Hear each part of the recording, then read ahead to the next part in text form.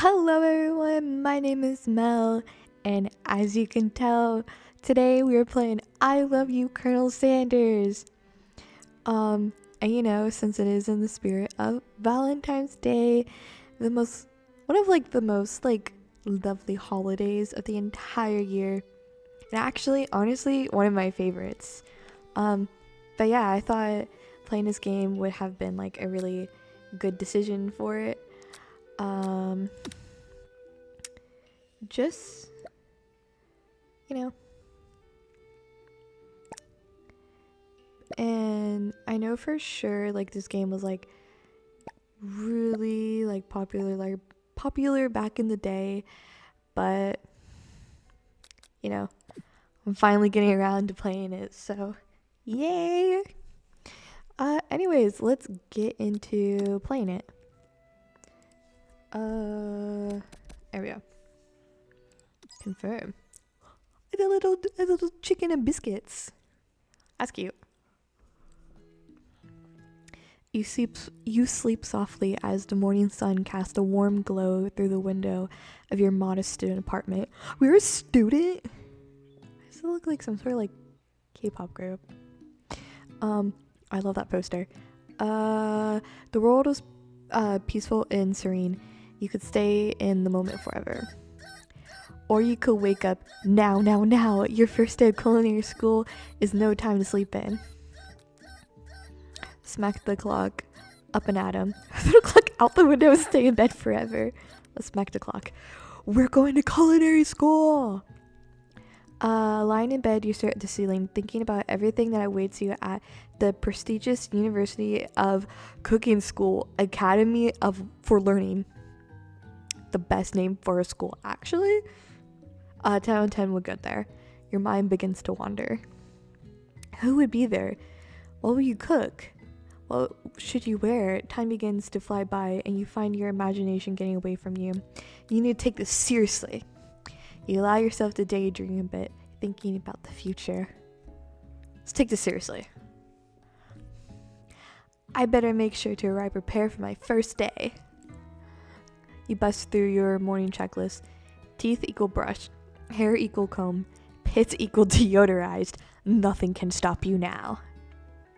You confidently grab a biscuit, strut out the door, and head off to class. Just what you needed to get your blood flowing. Oh, that's such a pretty school. Standing in the quad, you gaze upon the magnificent University of Cooking School Academy for Learning. Here comes your lifelong best friend forever, Miriam. She's the most adorably awkward person you've ever met, and you absolutely love her for it. Oh, she's so cute. Good morning, Mel. Are you excited for the first day of the rest of our lives? Actually, because I sure am excited, a little nervous. Okay, a lot of nervous. It's just that this morning I made breakfast for myself. When I ate it, I couldn't taste any love in the food. What if I'm no good? What if I fail? Classic Miriam. Raised by MasterChef parents, she always held herself to a very high standard. Ever since we were little babies playing together and you rescued me from that quicksand box, it's been clear to me that you're the most loving, caring person I ever know. You're going to do great. But with the University of Cooking School Academy for Learning, the famous 3-day only semesters, I'm afraid of being left behind and never catching up. A sweet girl, Miriam has always had a flair for the dramatic. This summer, she got so nervous about her first kiss that she chipped a tooth practicing on a mannequin. Oh no, poor girl. Should you prep talk her or change the subject to give her some relief? School gossip. Ooh, wait.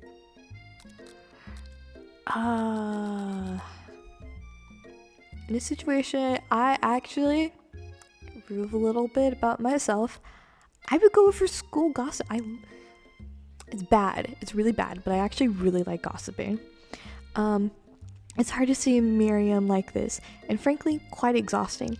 Rather than dwell on her anxiety, you try to change the subject to something more interesting. All summer, you've been hearing rumors about a dreamy, enigmatic mystery student who's enrolled at the school. Yeah, that's a little worrisome, but you'll be fine. Now, what about this mystery student we all read about on the school message board? Any new deets? Oh, get this. Heard his name is Harlan, and he's no ordinary student. They say he has powers.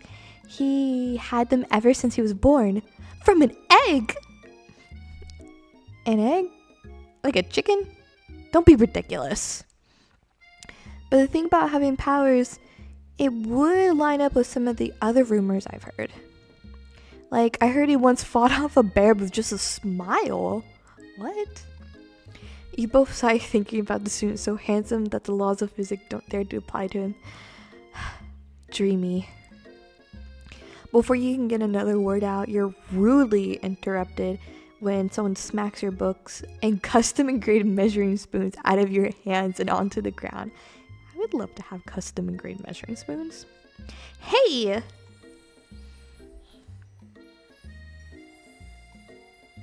She looks like a bitch.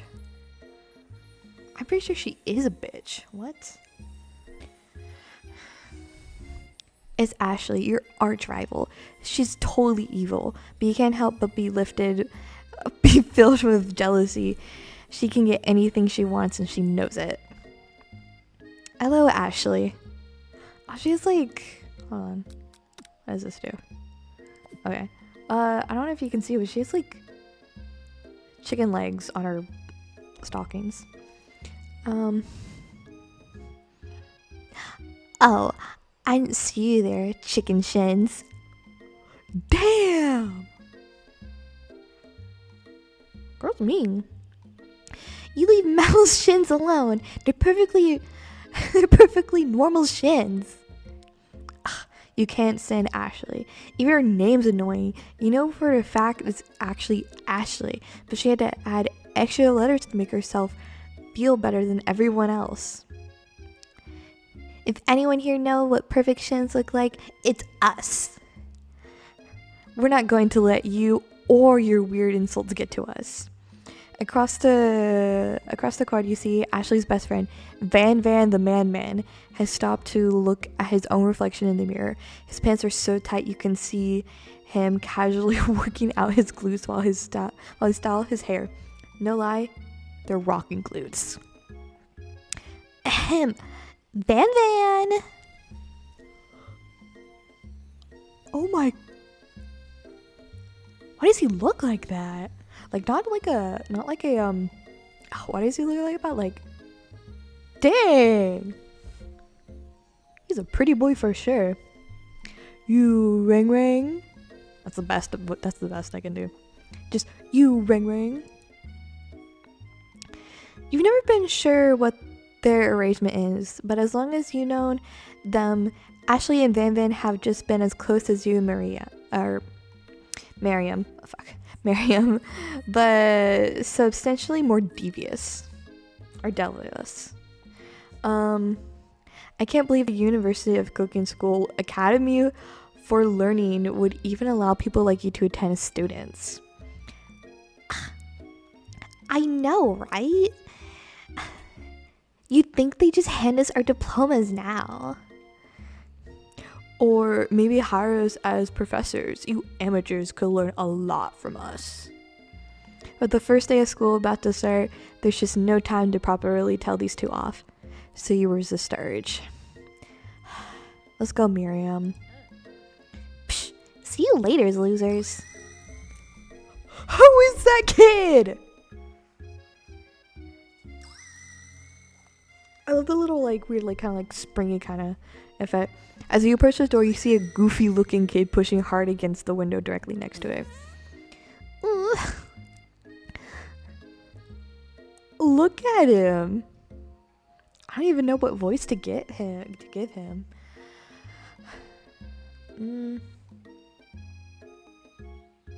Oopsies.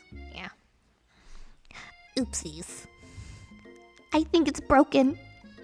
You reach forward and easily pull the door open. That should do the trick. I love you. I think you mean thank you? My name's Pop. I was named after my Pop. He's old. He's even missing a button. Can someone like this also be a student at the school? He must be one heck of a chef. Also his name tag clearly says Bob, but I guess he's reading it upside down. Hi Pop. I'm Mel, so are you gonna make me hold this door all day? Nope. And with that, the young man walks into the building ahead of you. Is it just me, or is he kind of cute? I think it's just you. Yeah, honestly, it's just you. You both shrug your shoulders before following him into the building. I don't know why that caught my attention at first. Oh, it's a chicken bucket. I love learning. Ew. Math equations. You stand at the edge of the room, unsure where to sit. Other students wander in and keep themselves busy chit-chatting. A scruffy-looking pooch takes his place at the podium at the front of the class. Adorable. I love him. His name's Sprinkles. Now, quiet down, everyone. I love him. Oh. Who's this unreasonably cute pup, and why is he our culinary class? You must be Sprinkles, head instructor and CEO of UCSAL. Oh, I'm dying. He's so cute. Please call me Professor Dog. I may be cute and little and fluffy, but I still demand respect. Woof. I'm dying over here.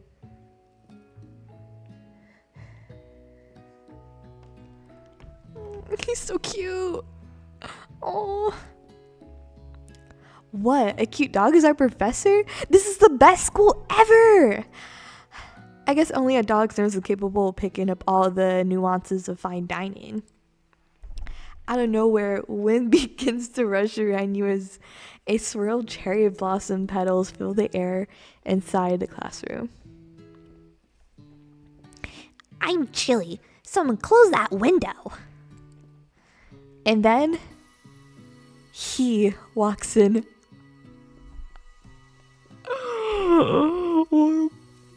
It's Colonel Sanders. I'm not even going to attempt to give him a voice because I cannot do justice to how he looks. You're immediately swept in the aura of the new student and his remarkable goatee.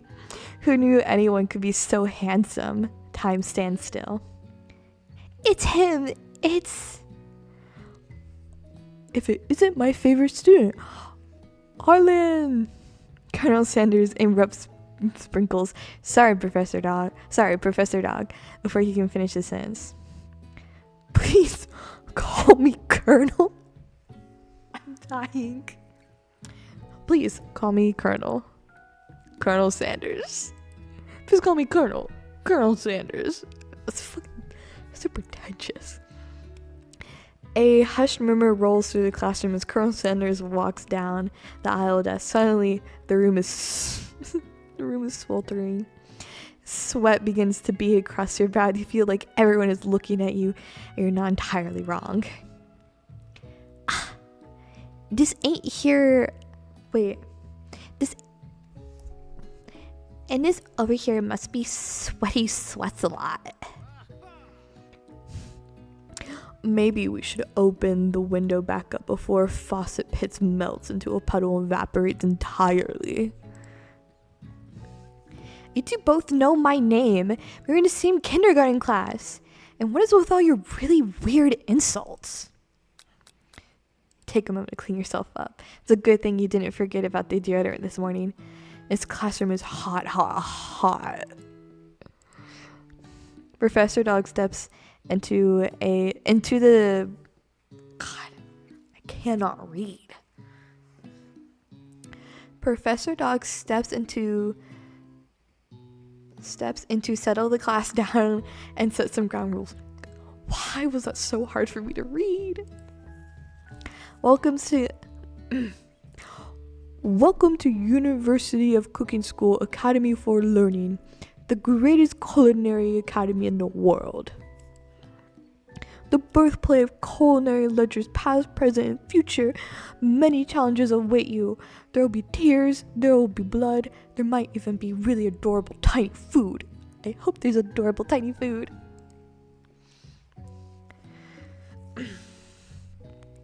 And when all's said and done, there will be a battle. You will lift your sporks and complete the Rome cooking arena. Just then, another student ends the classroom and interrupt the professor's rousing speech. Stop with the people! Student.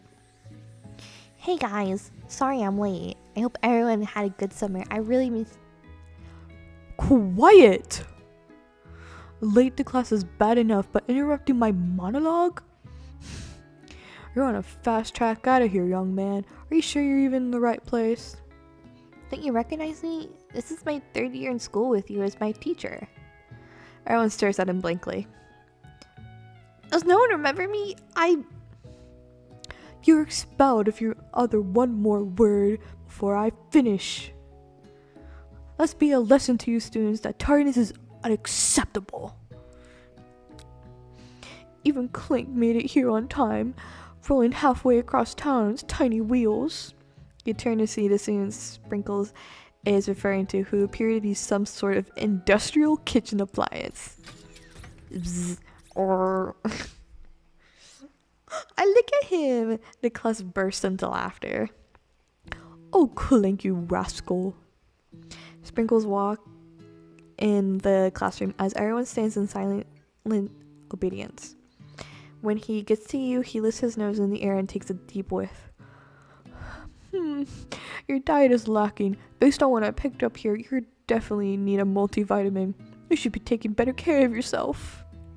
You never had a talking dog as a teacher before, but Sprinkle's reputation for being smart but tough is well known. Oh, chicken snack. You decide to try and butter him up by giving him a treat from your pocket. But what kind? Chicken, obviously. You reach beneath your apron and return with a chicken snack in your hand. Sprinkle's eyes go wide as he locks in onto it. His favorite. Well, I think there might be some competition for new star student. Obviously, it had to be chicken. I mean, what is a KFC dating sim without chicken? The furry professor immediately devours the snack, leaving your hands like with a coating of warm doggy drool. You see the other students eyeing you jealously, but pay no mind to them. If they wanted to succeed in life, they should have learned the importance of carrying a range of dog treats flavors on them at all times. Settle down, young chefs. Take your seats and prepare to have your minds opened to the amazing possibilities of culinary creation. As everyone rushes to claim their favorite seats, you're left standing at the front of the room. Only 2 options remain. Hey, Mel, there's a seat here. Oh, there's still a seat here. It seems that no one has claimed the seat next to me if you're interested. I'm gonna have to choose Miriam. I'm sorry, Colonel. Love my best friend. Love her. Was also, you're just like some new like hot guy. Gotta go with the bestie. Move, you take your seat by Miriam. I'm so glad you're near me to support me through this class. Of course, you're my best friend. Who else would I sit by? Colonel Sanders. He has such a magnetic personality, and there's a seat open right next to him. If he had sat there, you might have gotten to know him a little better. Okay, sheesh. Gosh. I never sacrifice our friendship. Besides, I'm sure I get to talk to him later in the semester. I've got 3 whole days. That's like a lifetime. This is literally not a lifetime. So you say, but now Miriam mentions it. That Colonel Sanders is just so darn dreamy. As soon as you settle in your seat, the professor makes an announcement. Think fast. It's time for a pop quiz. Yay, a quiz about me. That kid's gonna be so annoying. This incredibly important and surprising short quiz will tell me if you're ready for a life at culinary school. Keep your knives sharp and your focus sharper. Here comes question 1. If train A is traveling to point B and train B is traveling to point A, how important is it to wash your hands before cooking? It depends extremely. Looking at you, Pop. Wait, no, that was the wrong answer. Dang it. It is entirely important. Ah, man. How did I accidentally pick the wrong answer? That's wrong. Forestry as chicken is to feather. That's right. What is the most efficient eating utensil ever created? A spork. What food is best for a broken heart? Anything as long as prepared with love and not too much salt. Camel meat? A pancake? That looks like a silly face.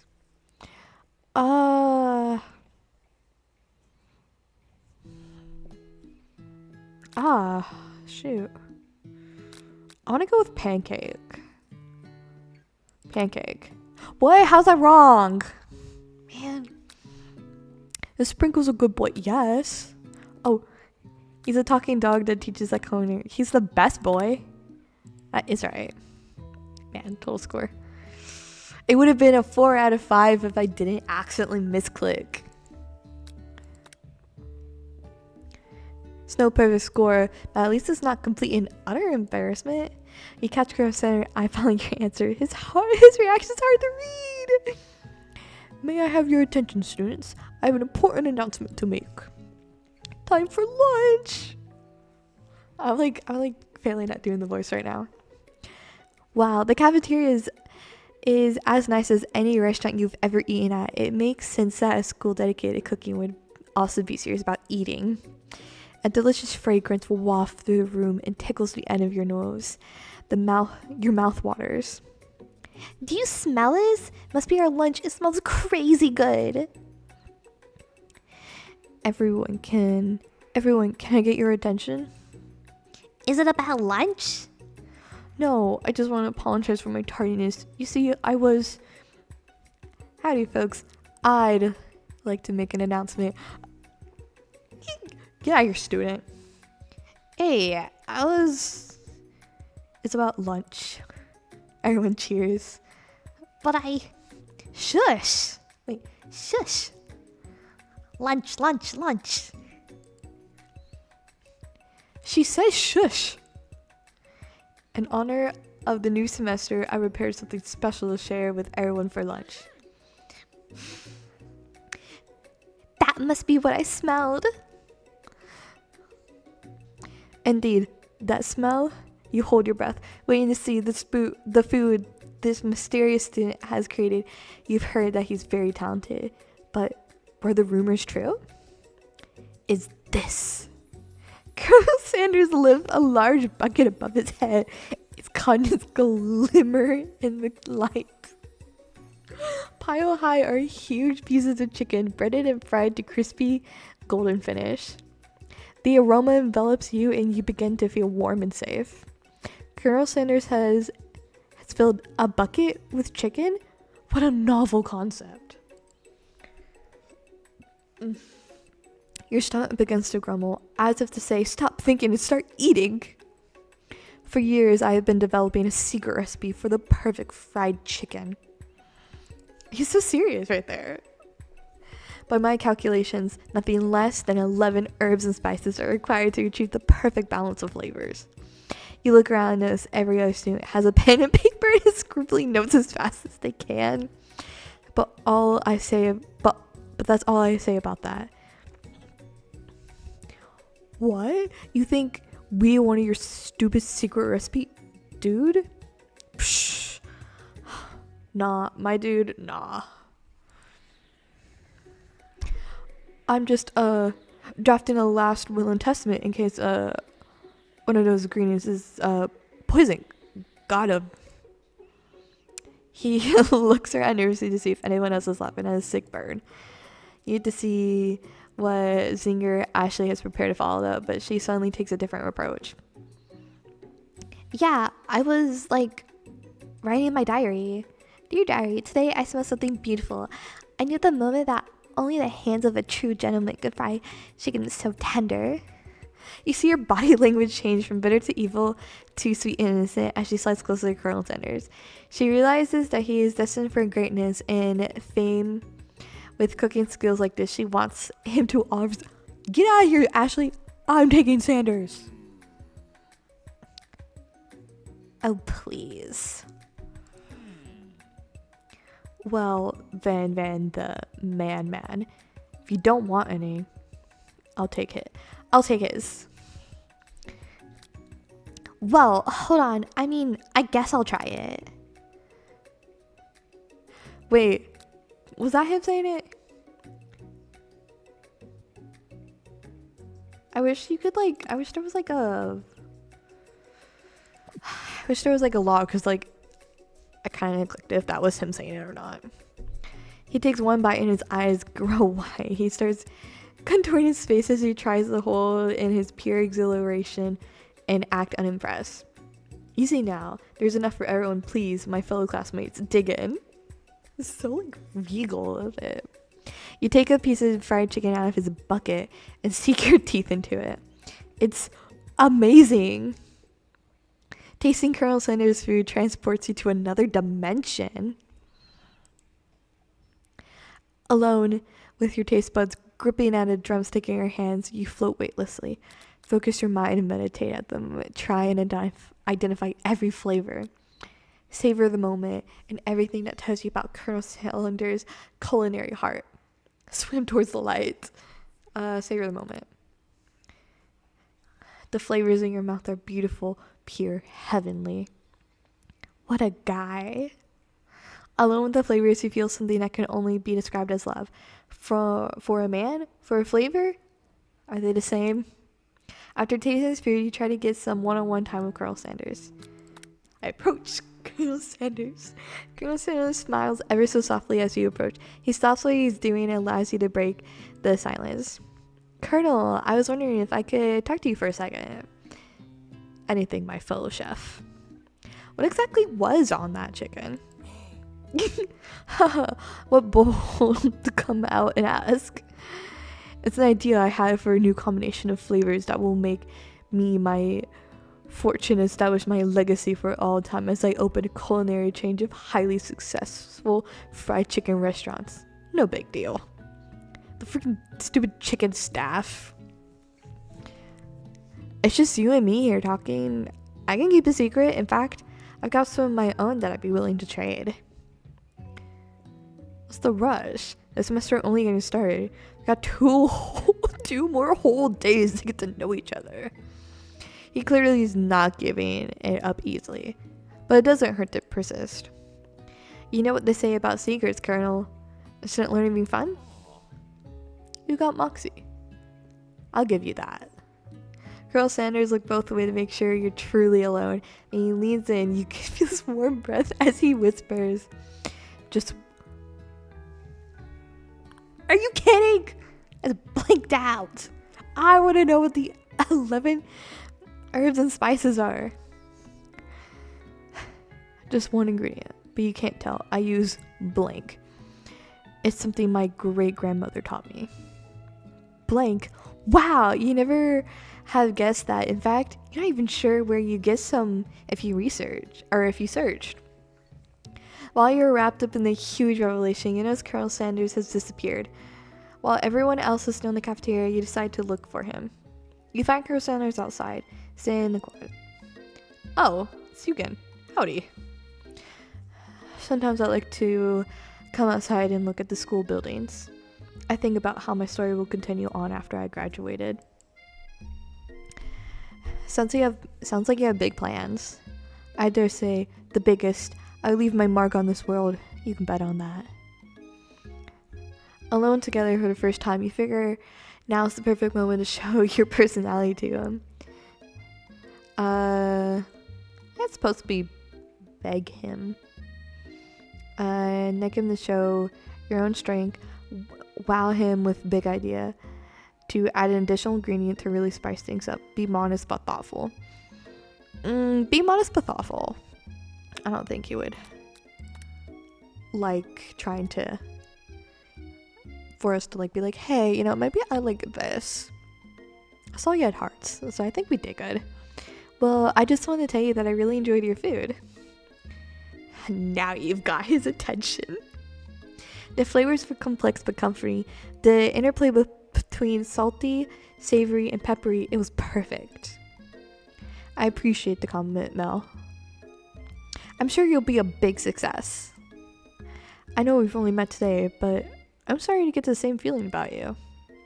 We should head back inside. The next lesson starts soon. The little kitchen! Okay. You step into the massive cooking arena where the afternoon lesson will take place. Each student gets an oven and all the tools and ingredients they could need. Look at this place. It's magnificent. Finally, we get to show our stuff. Wait a second. Oh no. We have to show our stuff. What if I totally blow it? You're not going to blow anything. Except maybe kisses to crowds of fans you're going to earn with your signature adorably tiny food creations. Welcome, students, to the cooking arena.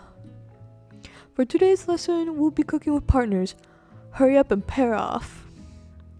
Naturally, Miriam looks over at you, but unable to control yourself, you pounce on Colonel Sanders. Hey Colonel, would you like to tackle this lesson as a team? A team of two?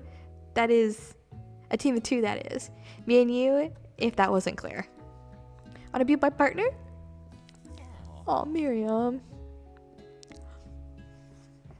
And Colonel goes for it. Just, sure, Mel, I'll prepare our stations.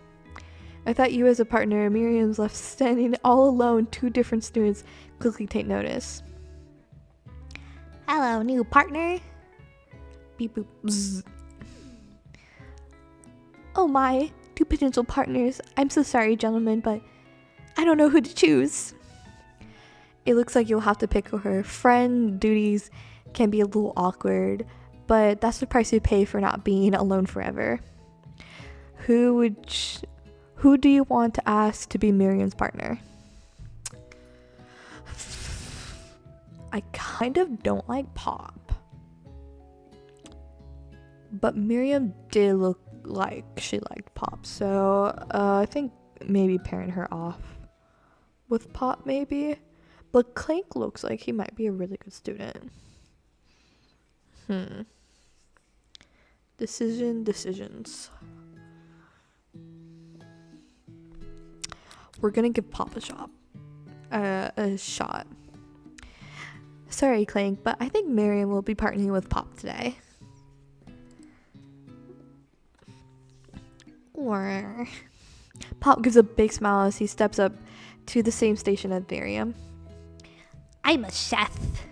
He holds up a banana and without peeling it, proudly eats the entire thing. And is disconcerting, but Miriam's too kind to act gross out. I love your enthusiasm, Pop. I love your enthusiasm, Pop. She looks at you, really, this kid? But it's too late to change your choice now.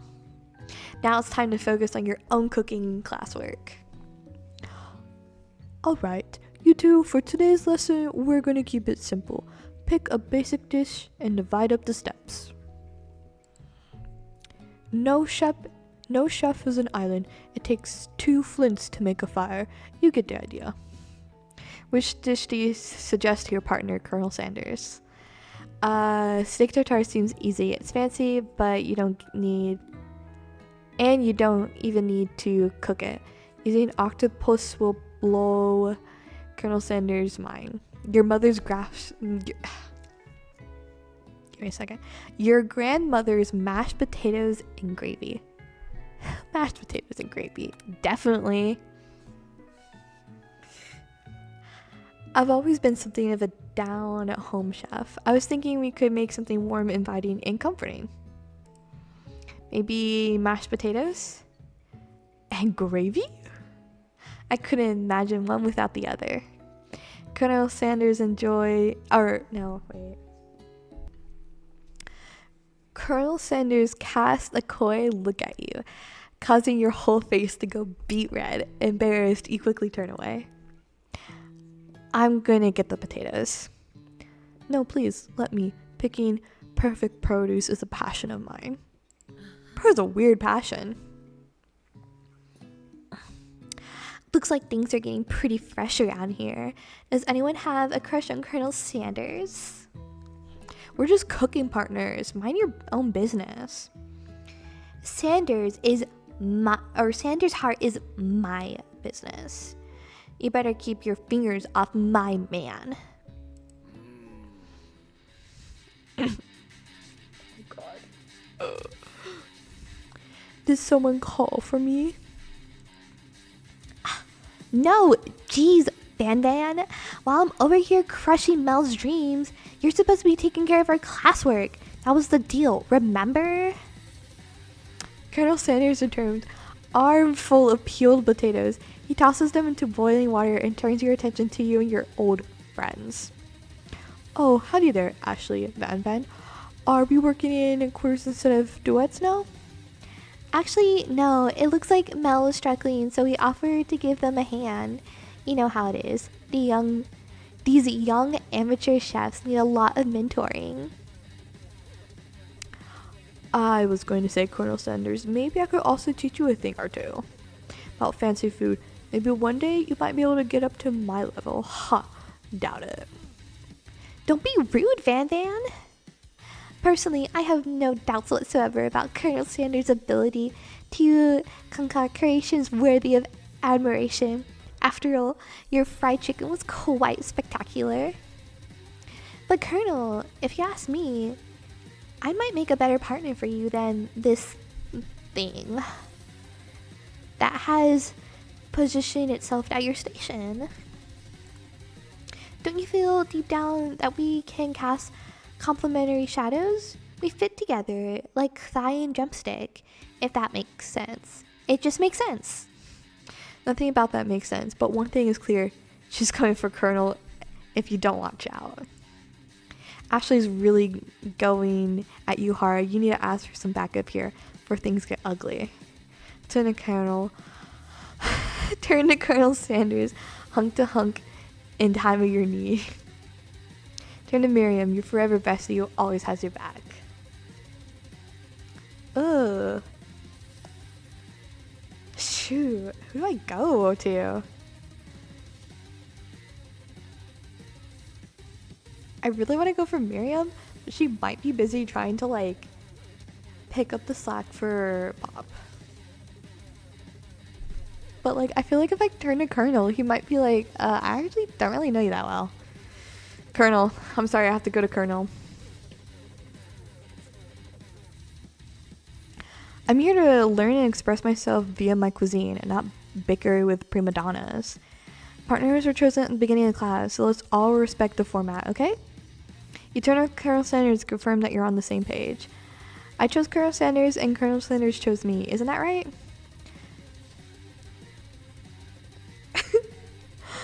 A businessman respects all fair agreements, from contracts to handshakes. I took on Mel as my partner for this activity and I stand by it. Based on your team's behavior, I say you're perfect for each other. Neither of you has Mel's natural talent or their loyalty. Being defended by Colonel Sanders leaves you feeling proud and full of potential. You look for Sprinkles in hopes that he might steps in, but he's nowhere to be found. Darn, those cute corgis and their short but 30 stature. You look down at your station and realize that in the tension of your moment, your hands have been cooking on autopilot. Distracted by the drama, you've already crushed the boiled potatoes in the perfectly creamy, mashed texture with plenty of butter and cream for flavor. It's as if it's as if your natural passion guided you through the steps you know so well, like your attention was elsewhere. I know just what to do. Colonel Sanders extends his hand. He's holding a beautiful white porcelain gravy boat, out of which he pours a smooth brown gravy, smothering your nearly finished potato dish. I look so pretty. I feel so bad that I'm like kind of like stumbling over my words a bit. Gravy flows down the mound of mashed potatoes. The results look spectacular. Granny would be very proud. It looks so good. Oh my goodness. Colonel Sanders holds a spork out to you. You reach out and grab hold of it, but he doesn't immediately let go. The two of you stand holding the same spork, and for a small moment, all the madness and pressure of this crazy world stops. Your eyes lock. The moment is electric. Time stands still. If you love something, set it free.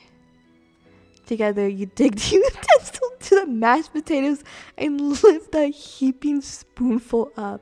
When you see Ashley with a sinister look, you know she's plotting against you to be with Colonel Sanders. And then, filled with rage and without thinking, you fling the spoonful of the sporkful of mashed potatoes right into Ashley's stupid, beautiful face. That was the wrong move. Van, do something. Scooping up a beakerful, Van tastes the dripping mashed potatoes and gravy and realizes it's delicious. Horrified by this revelation, he soaks away. Will he ever be able to cook something with so much love and integrity? Man. Hold on right there, Mel. We do not waste food in Rome kitchen arena. Colonel Sanders, I expect better from you. If you throw one more spoonful, you both better be prepared to eat it from whenever it lands. That stupid kid. Can I have potato face? Van rushes back over, a covered dish in his hands. Oh, dang. Mashed potatoes with gravy? Pathetic. In just a few minutes, I prepared a full meal glazed upon my specialty brazen tentacle of octopus in a silky saltwater sauce, plated on a battle axe blade forged in my supreme chef ancestors. You've ignored me for too long. This ends now. It is I who will have first bite, and you will all look with envy. The interrupting student rushes at Van and swipes a bite of his signature dish right off the plate. No, don't! Something about the dish doesn't strike my nose quite right. I think the octopus was rushed and may have turned in the process. The results could be toxic. Too late, it's been eaten.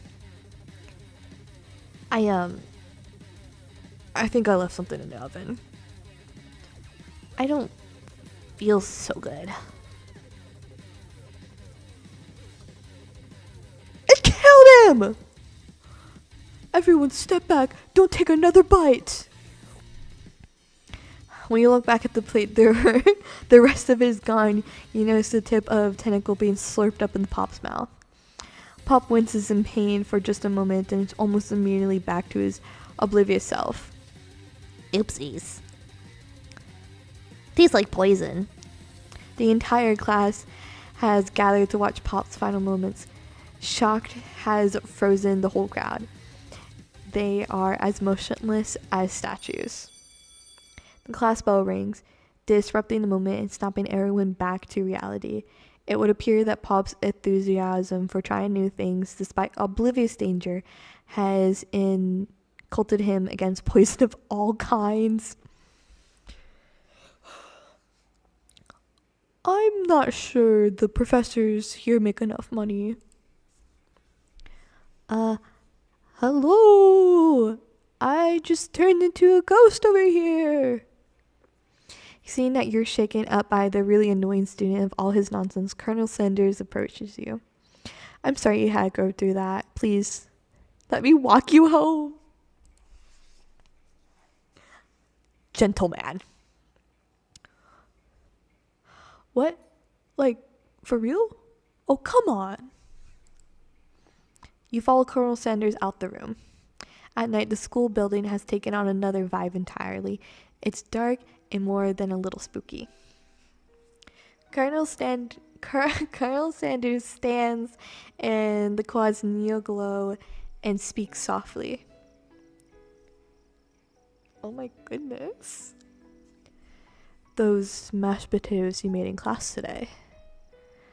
Before you go on, I want you to know they're not a great representation of my skills. I didn't even realize I was making them. They were amazing. Tasting them, it reminded me why I became so passionate about food to begin with. Colonel Sanders is getting choked up. Cooking is obviously important to him in a way that you find inspiring. Now might be the perfect time to tell him you're developing feelings for him. Colonel Sanders? Yes, Mel? There's something I need to tell you. It's been a day. Then get out of here. Rude. Hold it right there. There's something I need to tell you first. Oh, jeez. You see, when I was a boy, I dreamed that one day I would be the greatest chef the world has ever seen. And every day since, I've been working towards that dream, day and night, never stopping, never resting, also lifting a lot of weights, like so many weights.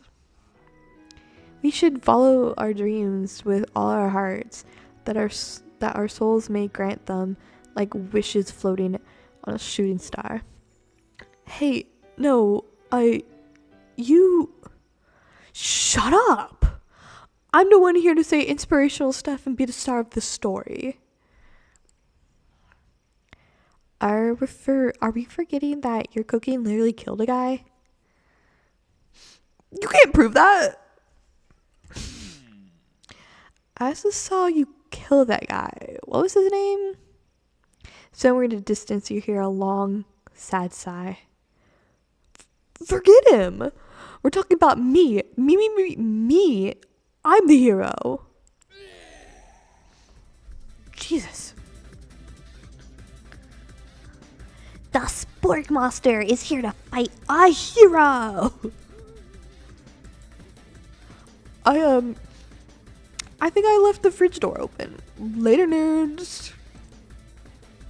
How dare you threaten me just as I was letting down my guard and connecting with another chef on an emotional level.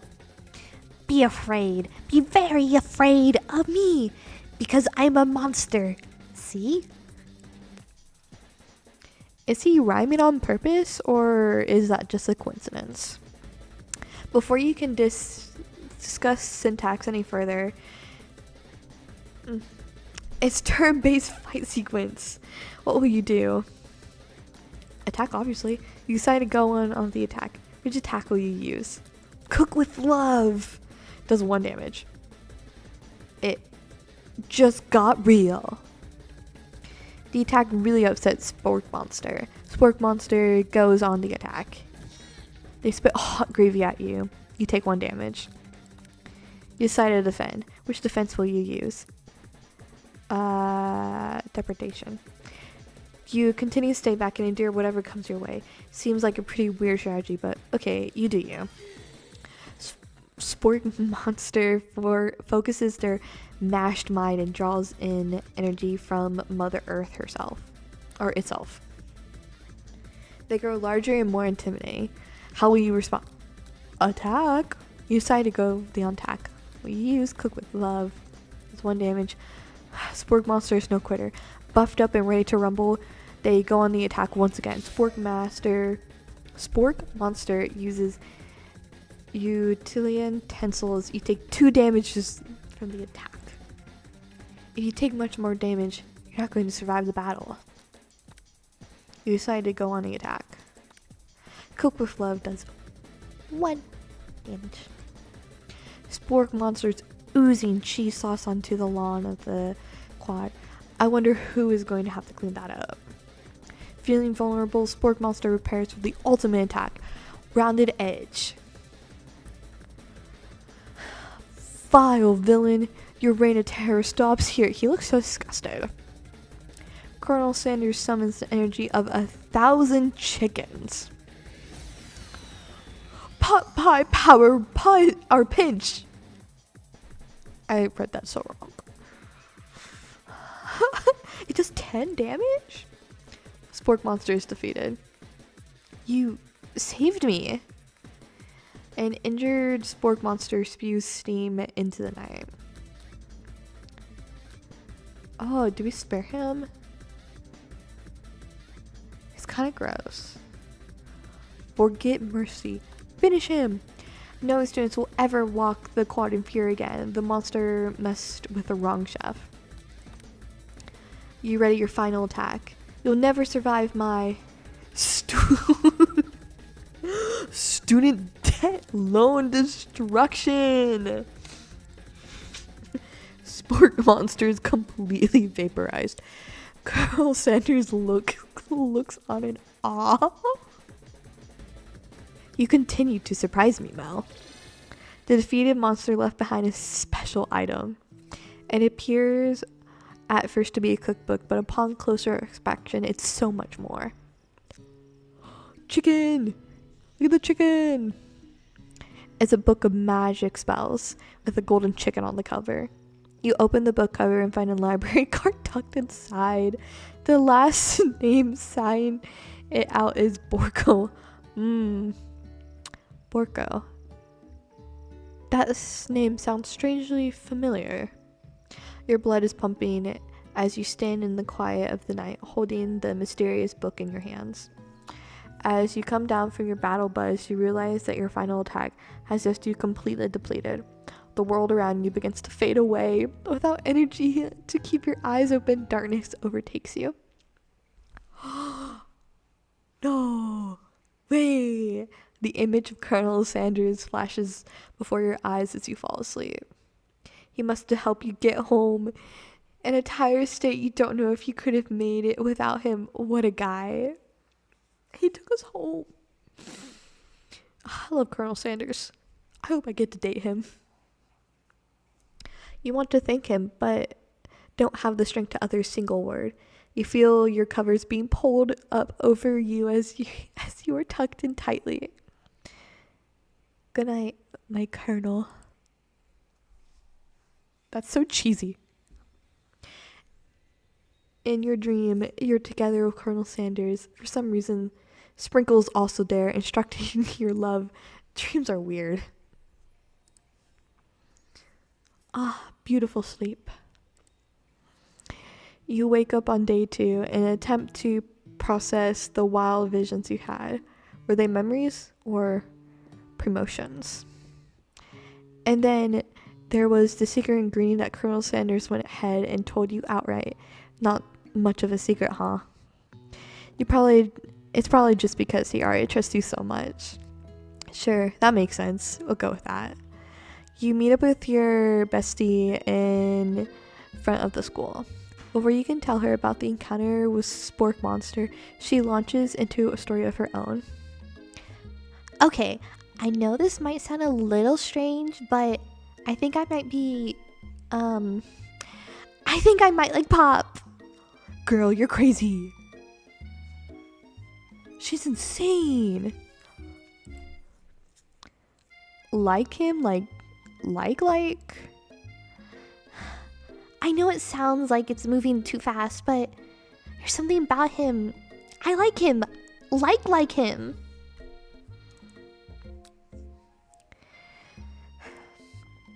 We got to talking after class, and he's actually totally sweet guy. Not only that, but he's really smart. He told me all kinds of story about Colonel Sanders. Did you know Colonel Sanders enlisted in the army when he was only 3?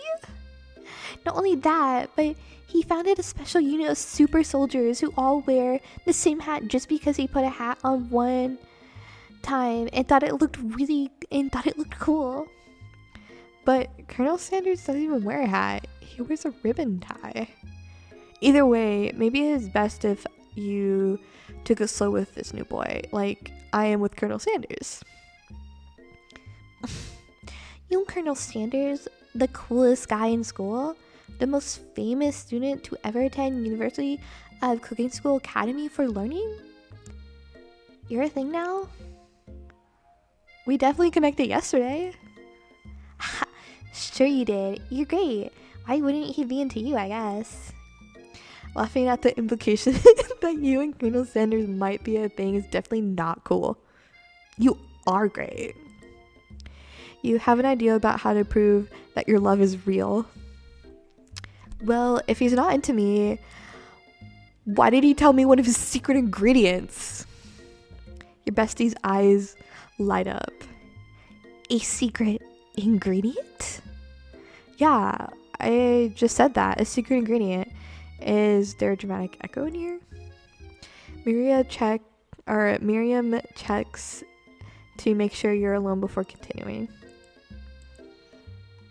So, this summer, while I was on vacation with family, a lovely man approached me in the botanical garden where I was wandering. This can't be good. He told me all about his passion for spices. Secret spices. The man gave me some to show me what he meant. He said it was a powder created from super duper rare dried flower petals, and that if I did him a big favor, I could have some of my own. Please, Miriam, don't tell me.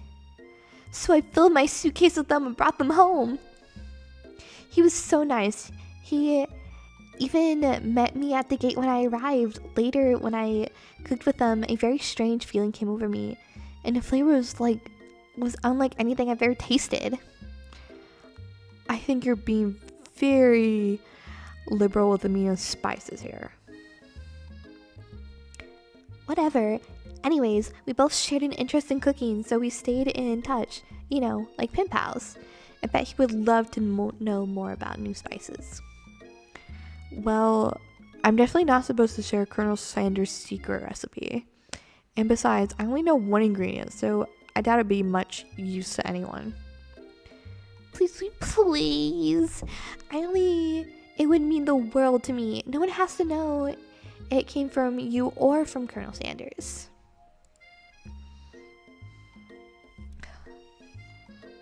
I don't want to, tell her the ingredient, because it's, I feel like, they're on Sanders' trust. What do you think? Should you protect Colonel Sanders' secret or share it with your bestie? I'd protect it, because honestly, sometimes some secrets aren't worth sharing, even to your bestie. You quickly think of a fake ingredient name. I don't know, how about...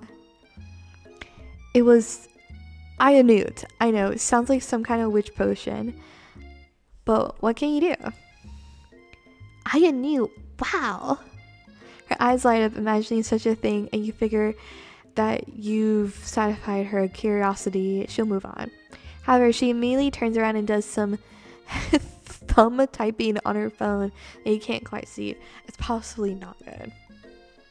Before you can ask her to confirm that she's definitely not texting secrets to other people, you're interrupted. Oh my god, Colonel! A wind rushes in, cherry blossom petals fill the air. It's Colonel. He's on a horse? Anyways, it's Colonel Sanders. He arriving at school. Just look upon him. Colonel Sanders' horse is truly a thing of beauty. Without ever acknowledging that he's being watched, he does a short horse dance before it's mounting with a flourish. Then slaps the beautiful creature gently on its rear, sending it running free into the countryside. I'm dying. This game's so funny. You are so struck by the sight of him that you lose the ability to speak coherently. Oh, I didn't realize anyone was watching. Don't worry, he knows his way home. You attempt to compliment Colonel Sanders, but the words don't come out exactly right. What a horseful beaut you have. I mean, what a horseful beaut you have. Dang it. That's what I just said. Being a good friend, Miriam attempts to cover for you. Oh, Mel just gets really nervous around people they like.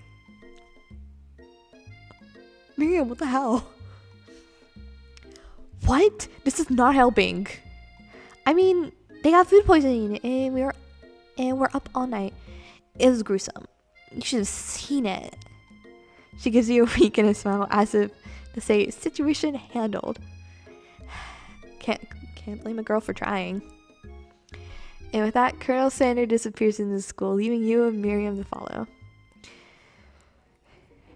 When you enter the classroom, you can see your two rivals, Ashley and Van Van, are doing something bad. By the way, they're hiding. You know it must be really bad. Like counterfeiting recipes bad. Experimenting with restricted ingredients bad. Summoning a demon bad? You try and get a peek over Van Van's hulking shoulder, but he sees you coming. Whoa there, little one. I'm not sure you're ready to handle this. Why don't you make like a bee and mine your own wax, honey? I want to stop acting mature, act like you're not interested in and then really try get a closer look. You sit near the rivals, but leave your back turned to them. You even hear Van Van muttering something that sounds a bit like a magical spell. However, he notices you eavesdropping. You try and cover your tracks and improvise an excuse. It's time for your class, and you're distracting the rest of us who want to learn. Now you have upset them. Oh, and excuse me. Oh, and wait, no, that is Ashley. That is Ashley talking. God. Oh, and you're the emperor of cooking, are you? You make the rules? I'm not sure you would know a good meal if it ate you. Be the best chef in the world takes more than just culinary skill. It takes creativity. It takes panic.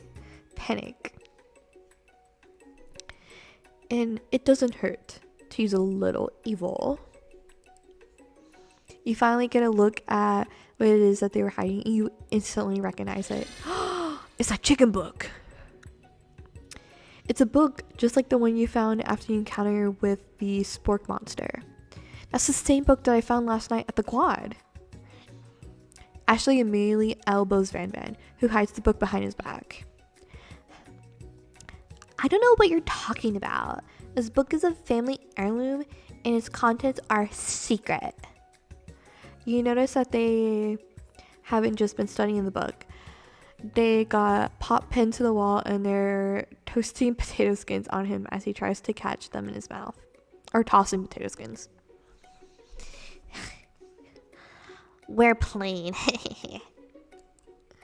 Before you can dig in any further, you're interrupted by the arrival of more students. It's almost time for class.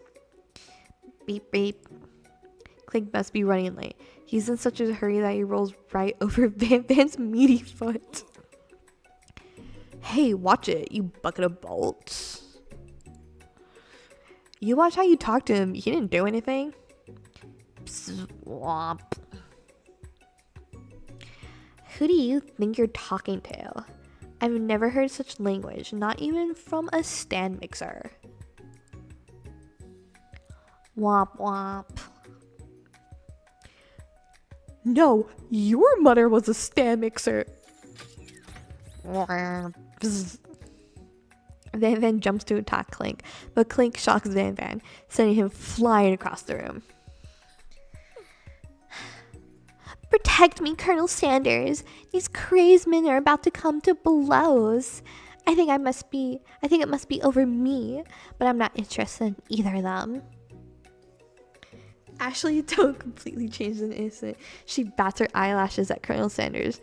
Surely he must know that this is a ruse, right? Then, gentlemen, get a hold of yourselves. Say it for the arena at least. Or don't. Honestly, what do I care? You got a lofty career aspiration to focus on. Maybe I can help you with your business plan. Just then, Sprinkles arrive to signal a true start of class day. He's panting, which doesn't seem that abnormal. He's a professor, but he's also a dog.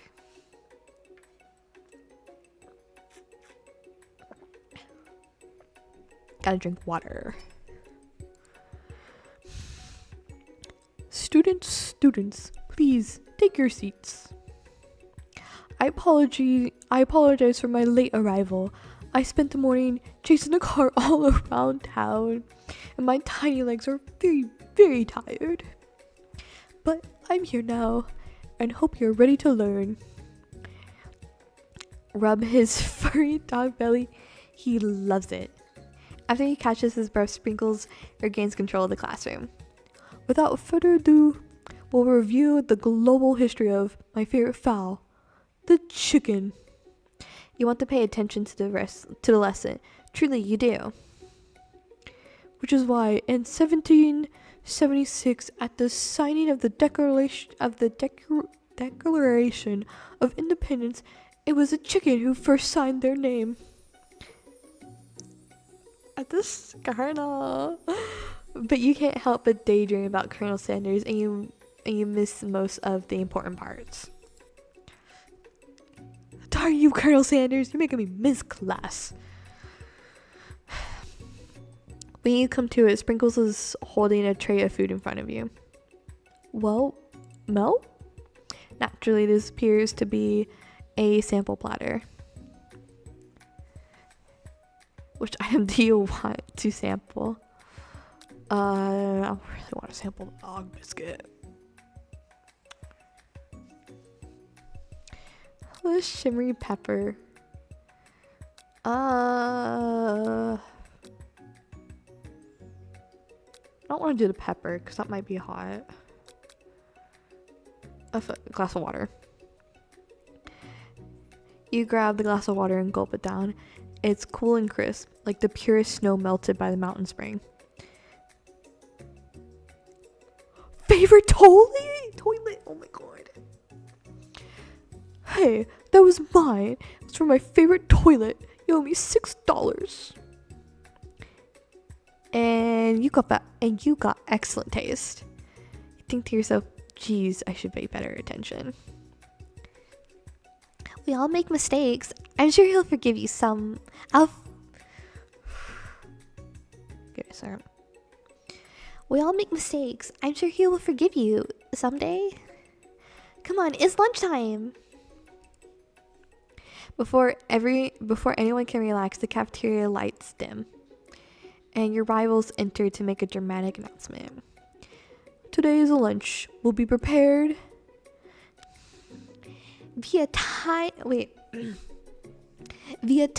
competitive cooking.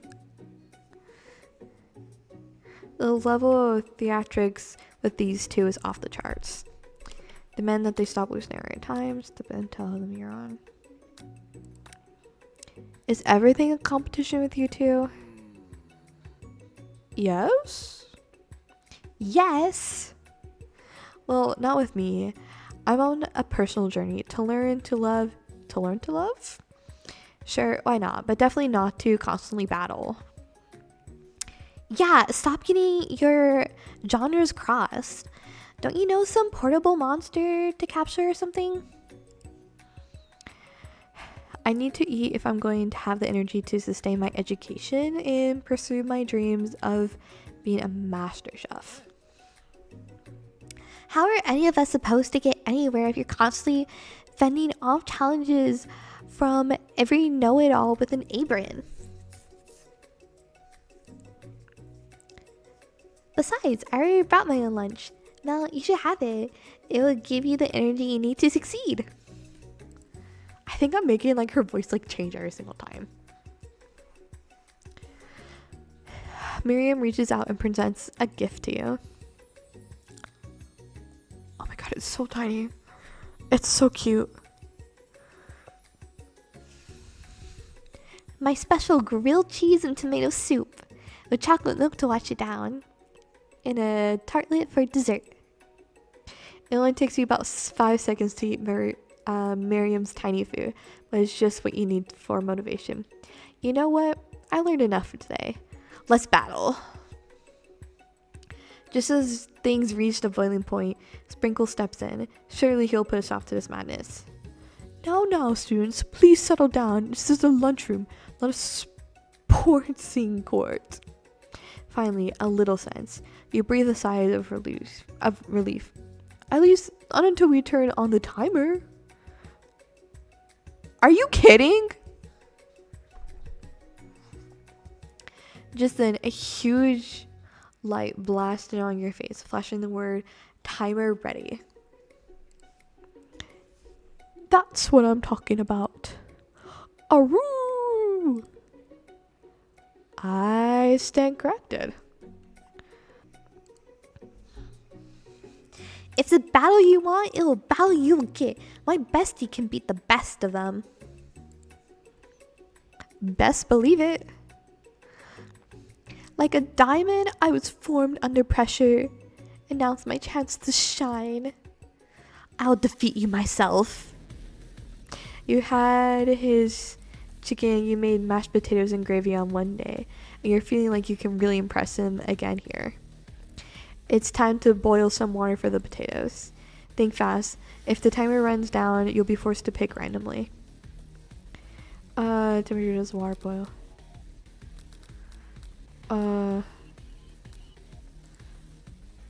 It's wrong. What are you thinking, Mel? Get your head in the game. You're going to need a reason. You're going to need season. Wait. You're going to need to season this chicken before you cook it. You don't know Colonel Sanders' recipe exactly, but you have an idea. 11. That's right. You know not all of the ingredients yet, but at least you've headed in the right direction. Tail wagging intensifies. Now you got some basic steps going. It's time to elevate your craft. Stay in mind offers. That's right, you must never take the opportunity for granted if you hope to succeed. Your classmates are rooting for you, but Ashley is simply stronger and faster than you. You better pick up the pace if you want to survive. When you were a child, your father told you to never forget where you came from. Every day you meditate on his advice and draw energy from the place. Where good time to come from? Small town where big dreams are born. That's right, this is your shot, and you're not going to miss it. Oh, you try to shut out the noise of the arena, focus on your cooking. Sign of success. Bubbly. That's wrong!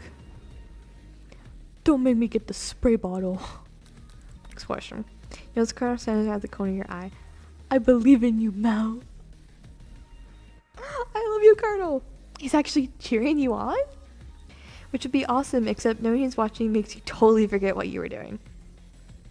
All I can think about is Colonel Sanders. What were you thinking? You're back in the competition. Grr. You are stranded on a desert island with only one dessert cookbook. Which do you take? What a hunk. I know, right? You know what? Shouldn't you be focused on the challenge? You're falling behind.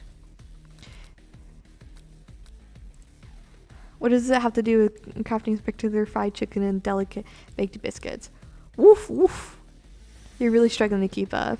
At the next station over, Ashley has already begun plating elements of her dish. It's colorful and complex.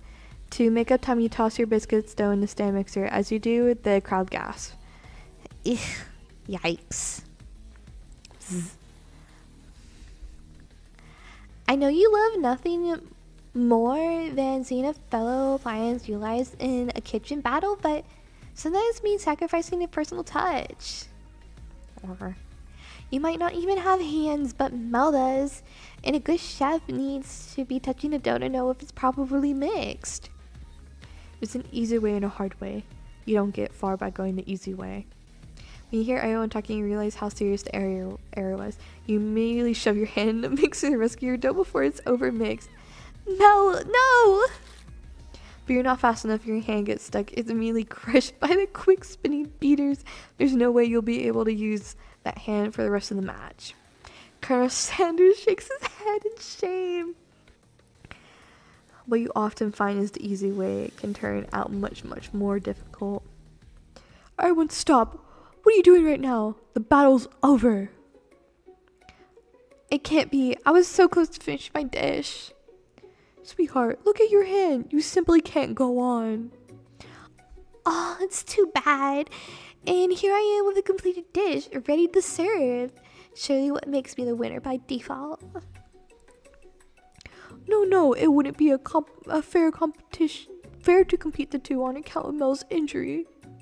You see Sprinkles bend again to lick his doggy chop as he looks into the dish. But I suppose you should at least tell us what you prepared. Well, because I'm the sweetest, I'll skip straight to dessert. Under a white chocolate dome, you'll find a wide array of delights, taking you on a journey of flavor that tastes good and tells a story of excellence. I was going to ask Mel to do the honor, but since you're injured, I'm afraid that pouring this creamy delicate hot chocolate sauce might be too difficult. Colonel Sanders, if you wouldn't mind lending me your strong, steady hands. Colonel Sanders pours the hot chocolate sauce on top of the dome, causing it to melt away, revealing the ingredient hidden within. Wait, that's actually so cool.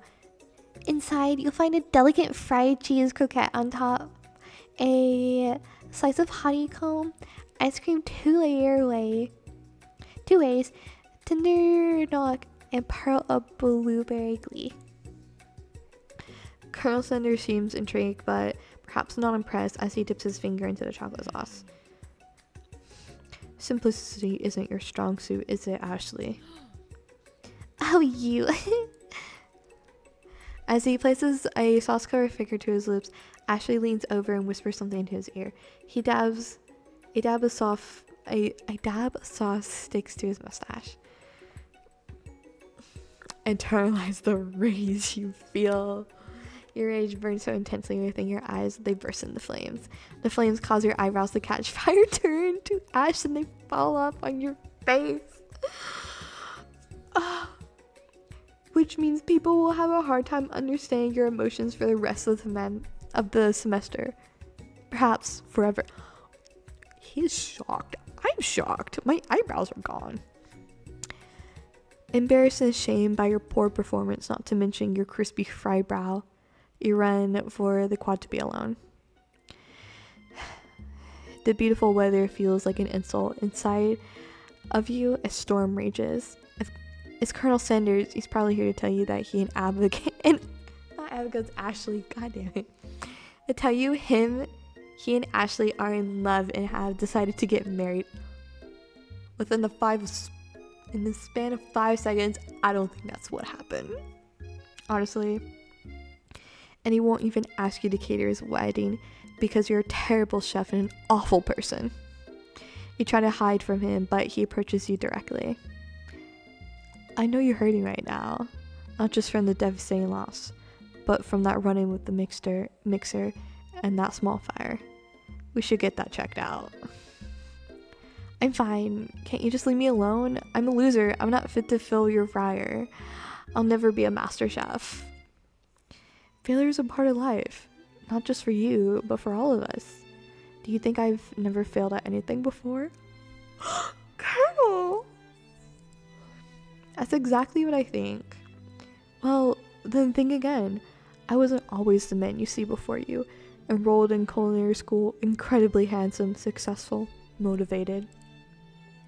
Well, handsome, sure. I was born that way. But I've walked other paths and arrived at dead ends. I was passionate about life, but I felt it as an an obstetrician? I was passionate about justice, but I failed as a lawyer. I didn't know. People see my delicate ribbon tie and my well-kept beard and assume that I've got it all together, which is true now, but it hasn't been always. Oof. Sounds like this guy could really use a hug. I resolved then that I was going to amount to something, no amount of hours, labor, or money would deter me from giving the best I had to give. As Colonel Sanders changed his focus, you can see something ignite inside of him, a burning passion. One has to remember that every failure can be a stepping stone to something better. My dream is pure, is honest. It's something that a humble man is in a crisp white suit can be proud of. I'll create a new chain of chicken restaurants that will bring joy to this entire world and make up for my past misdeeds. It would have been like so inspiring if he didn't mention the chicken restaurants. Yay. As your moment grows intimate, you are interrupted by a threatening shadowy presence. Battle scarred from the night before, you prepare for the worst. It's a spork monster. Gorko, the spork monster is here to fight a hero. Is anyone else feeling a bit of deja vu? I'm sorry, Gorko, but I could swear we already battled you last night. That was Borko, my twin, and I, Gorko, am here to avenge them. Are you stronger than Borko? Well, we're twins, so no, not really. We're pretty much exactly equal in every way. Why do you ask? Colonel Sanders smirks. He's already on the same page as you. It's just that we beat Borko pretty easily, so I don't think you'll be much of a chance. Not to mention, I already feel guilty about it. If I could take it back, I would. I think what Mel is saying is, can't we just be friends? Life's too short for making enemies. I suppose we really don't need a fight. It's just, I got these pointy teeth and claws. All the better to enjoy tasty foods. Surely you like to eat, don't we all? Of course I do. Inspiration strikes you and you come up with a quick idea. Chomp on this. You toss a biscuit into Gorko's open mouth and he devours it in one gulp. Delicious. You're much nicer than the evil students who once upon a time turned me into this creature who stand here today. I don't believe it. You were human once? Well, no. I was a Chahoot? No, no. I was a Chahoot. But I was still a student at the school until one day some mean kids with a magic spell book cast a dark enchantment on me and I was forever transformed. A magical spell book? Precisely. Borko used to have a copy, but somewhere along the way I've lost it. If you can find such a book, I beg of you, respect it. You're a powerful chef and shouldn't rely on such dark and evil magic. No, you should be protecting the innocents from those who cheat them through sorcery and guilt. You need me, don't fear. I'll be there.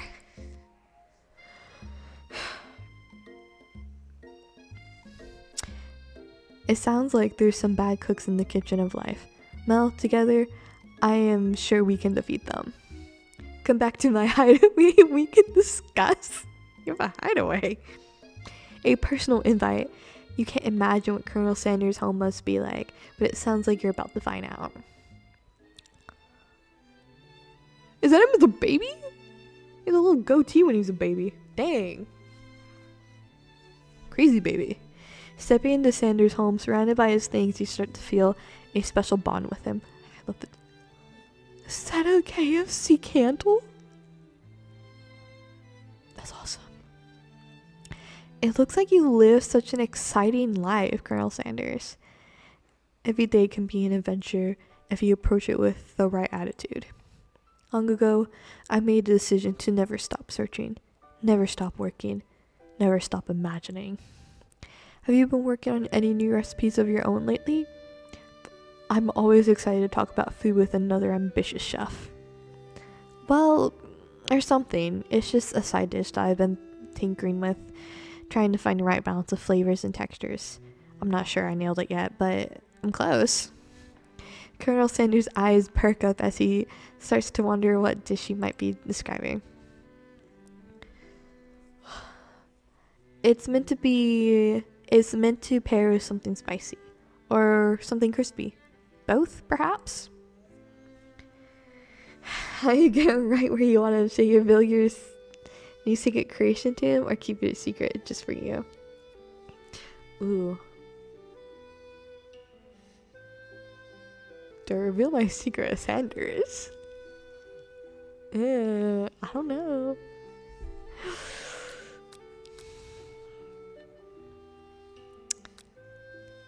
I want to keep it a secret because it's keeping those 11 herbs, actually 10 herbs and spices, a secret from us. I think I might reveal it. You decide that you're ready, you decide that as ready as you'll ever be to share your original cooking with Colonel Sanders. Before you can talk yourself out of it, you decide to dive in headfirst.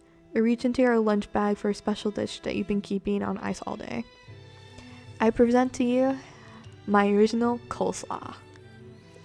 The shredded cabbage dish glistens in the light of Colonel Sanders' Luke's hideaway. Magnificent. Together you chow down on the creamy slaw until a spoonful remains in the bowl. Do you mind if I hold on to the last bite? I like to have it around so I can admire the taste later and think back on this moment. Bro's so sentimental about coleslaw. You could offer to make him more, but he seems like a very sentimental kind of guy. Sure, why not? Please make yourself comfortable. I'll be back in just a moment. You realize that now would be a perfect time to do some snooping. Around the room are various items that you can look closer at. Each item seems to radiate memories and emotions. Tap on them. Oh, candle! I look at the candle! Ooh, tap on them to discover more about the Colonel. Candle. Fuck it, Colonel. It's a scented candle. A scented candle. You pick it up and try to identify the smell. Power tool? Freshly stretched collar? Piece of wood floating in a lake? Summer of 69? No. It's when the secret recipe ingredients is blank. What about outside? You gaze out the window across the vast lake and mountain ranges beyond. Just then a ghost of the student pops up. Are you thinking about heading out into the woods on a quest to avenge my death? Wait, what? I never even learned your name. Why would I avenge you? I could just tell you my name right now. It's... Can't you see I'm in the middle of something? You open the window crack and the ghost is soon swept out with a breeze.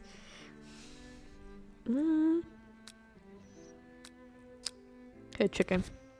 You notice a very realistic stuffed chicken sitting on the corner table. When you pick it up, you realize it isn't just realistic, it's real.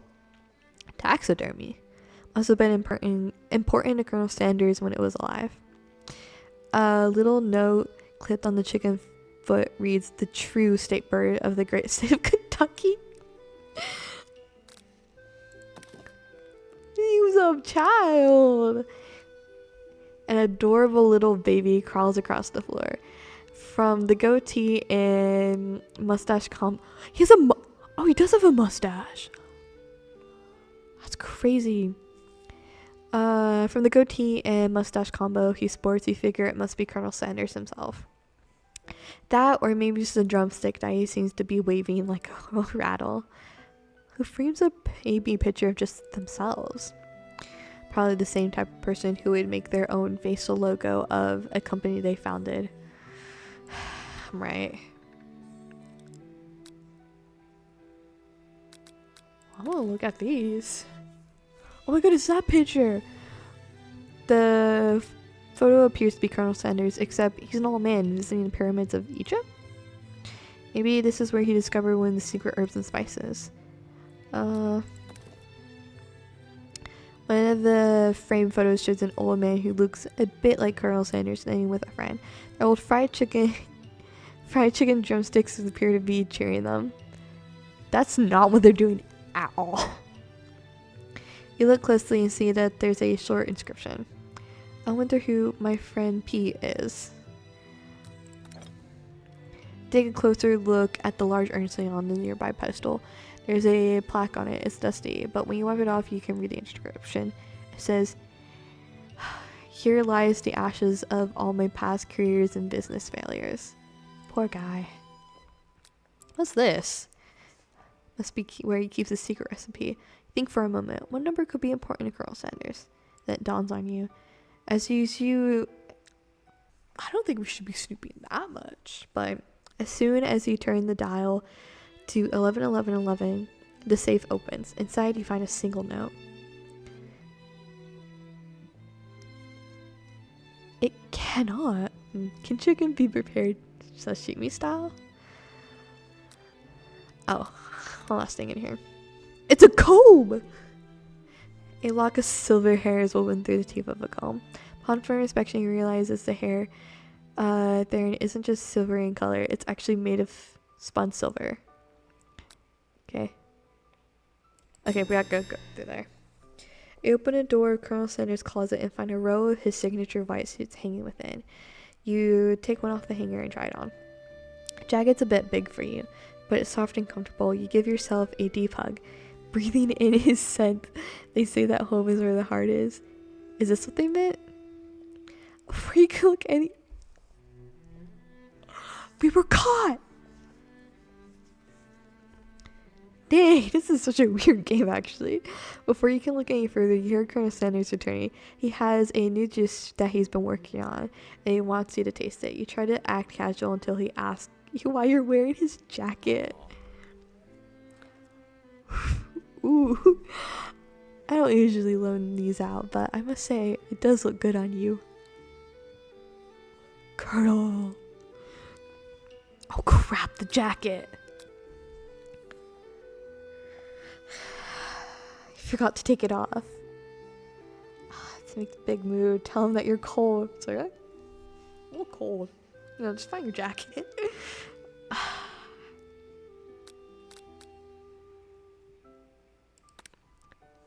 Whoa, this isn't that kind of game. Not that we blame you for trying, but still. Try again, no, please try again. I have to restart.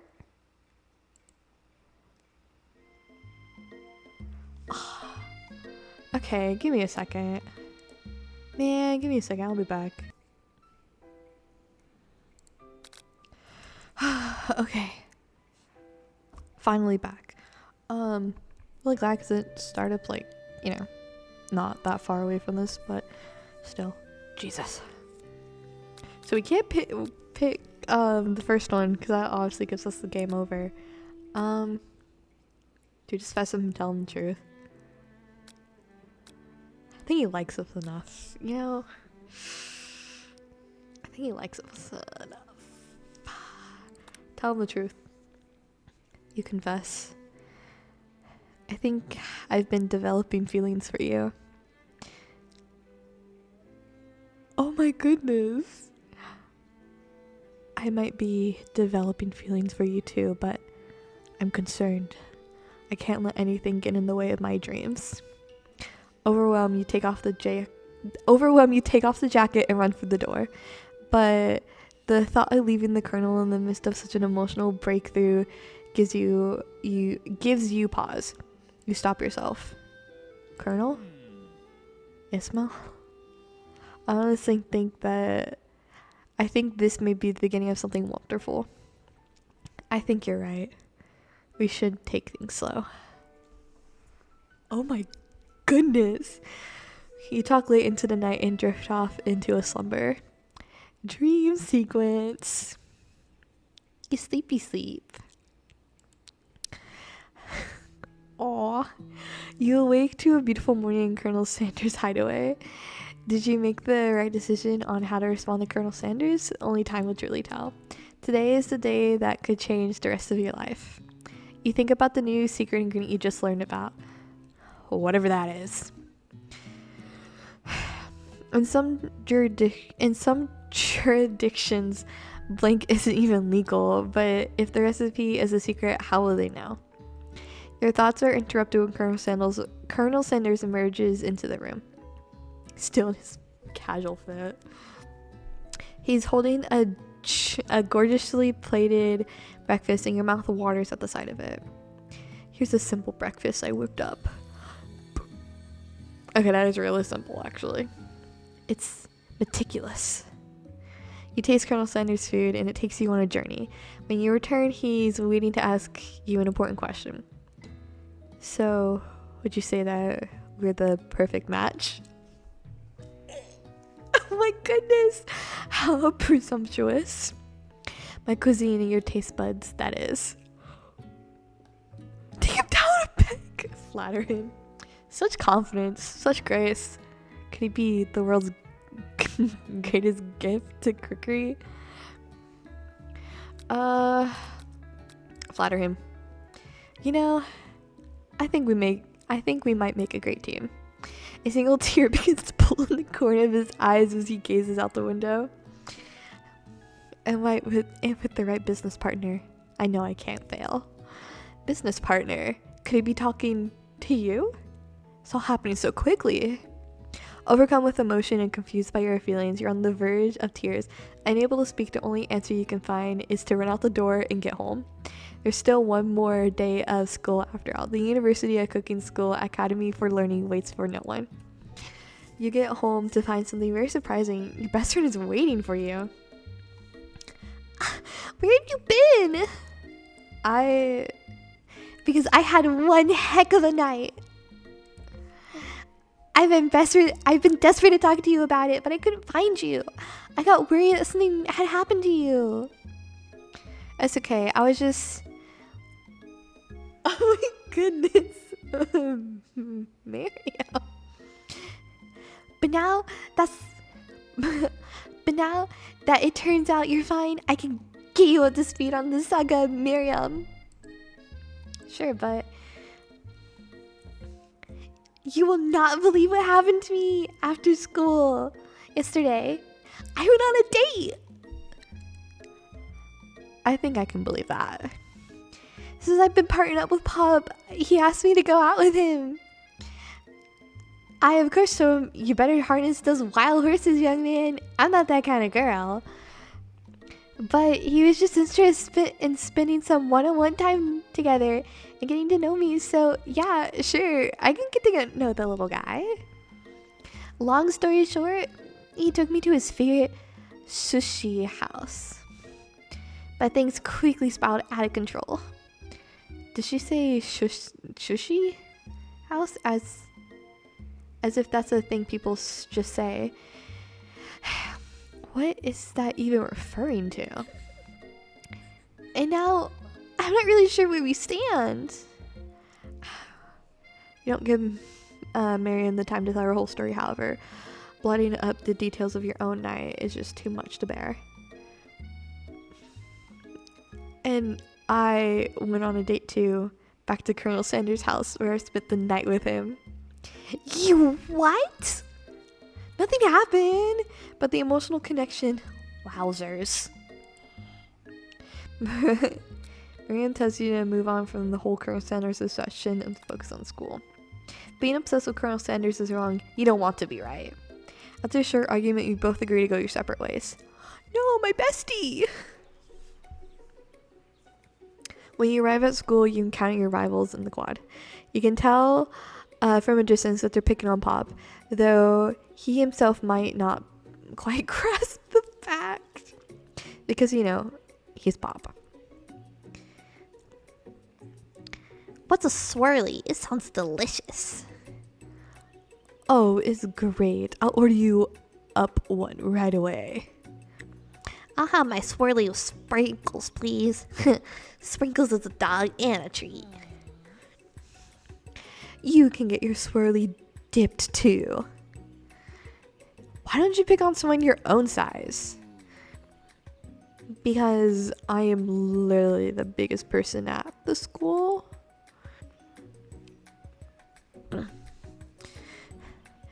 There's that horse that Colonel Sanders rides to school, but who dares to pick on such a gentle, beautiful creature? You got some nerve, Mal. Suggesting I pick on a defenseless horse. Now you're twisting my words, and I won't have it. You clench your fist, but the injury from yesterday's mixer accident makes you wince in pain. It doesn't look like you can go on cooking like that. Might as well just give up. I'll never give up. Ever. Colonel Sanders arrives just as it appears things are close to boiling over. A naturally intuitive person, he senses that something has been going on. Is everyone excited for the final day of school? Mel, how's the hand feeling? I'm sure you'll be back in fighting form by this afternoon. Are you concerned about my hands, Colonel? Yesterday I almost broke a nail winning so hard. Technically, I don't believe a winner was decided, but your presentation was quite impressive. What is he doing complimenting her? But what about the flavor of my delicate, warm, gooey chocolate sauce? It was clear that you're passionate about how your food is received. That's a lot of words to say it was bland. Excuse me, Mel, I am more than capable enough for speaking for myself. Oh my goodness. We're fumbling right there. Maybe you can tell me more of your thoughts as we walk into class, Colonel? I'm always interested in discussing the fine art of fine foods. See you inside, Mel. He fucking ditched me. Sorry. He ditched me! Annoyed by Colonel Sanders' inability to see Ashley for who you know she really is, you walk across the quad to get some distance. In an attempt to distract yourself from how slightly you feel by the interaction with Ashley, you take out the spell book you recovered yesterday and start flipping through the pages. Whoa, what? Excuse me? Whoa, what is that? Wait, what does she say? Whoa, that's that book. It looks like bad news. Just something I found laying around. It would appear to be some sort of Gilmore, but I don't really believe in magic stuff. A Gilmore? Like a book of spells? I don't know. Who would spend so much time decorating a magical book if it weren't really powerful? I can think of one surefire way to find out. You open... Ooh.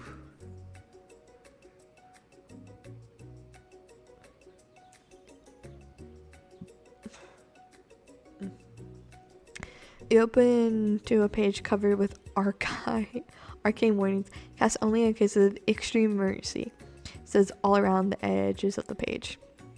Use the spell right here that says, it will erase anyone I choose from all of my memories. If I screw out Colonel Sanders, it would probably help me focus better on the upcoming final exam. That is way drastic. Couldn't you do something else, like anything else? Not root in dark magic? Maybe tie a string around your finger. Okay, fine, this is drastic. But desperate times call for desperate measures. Are you kidding?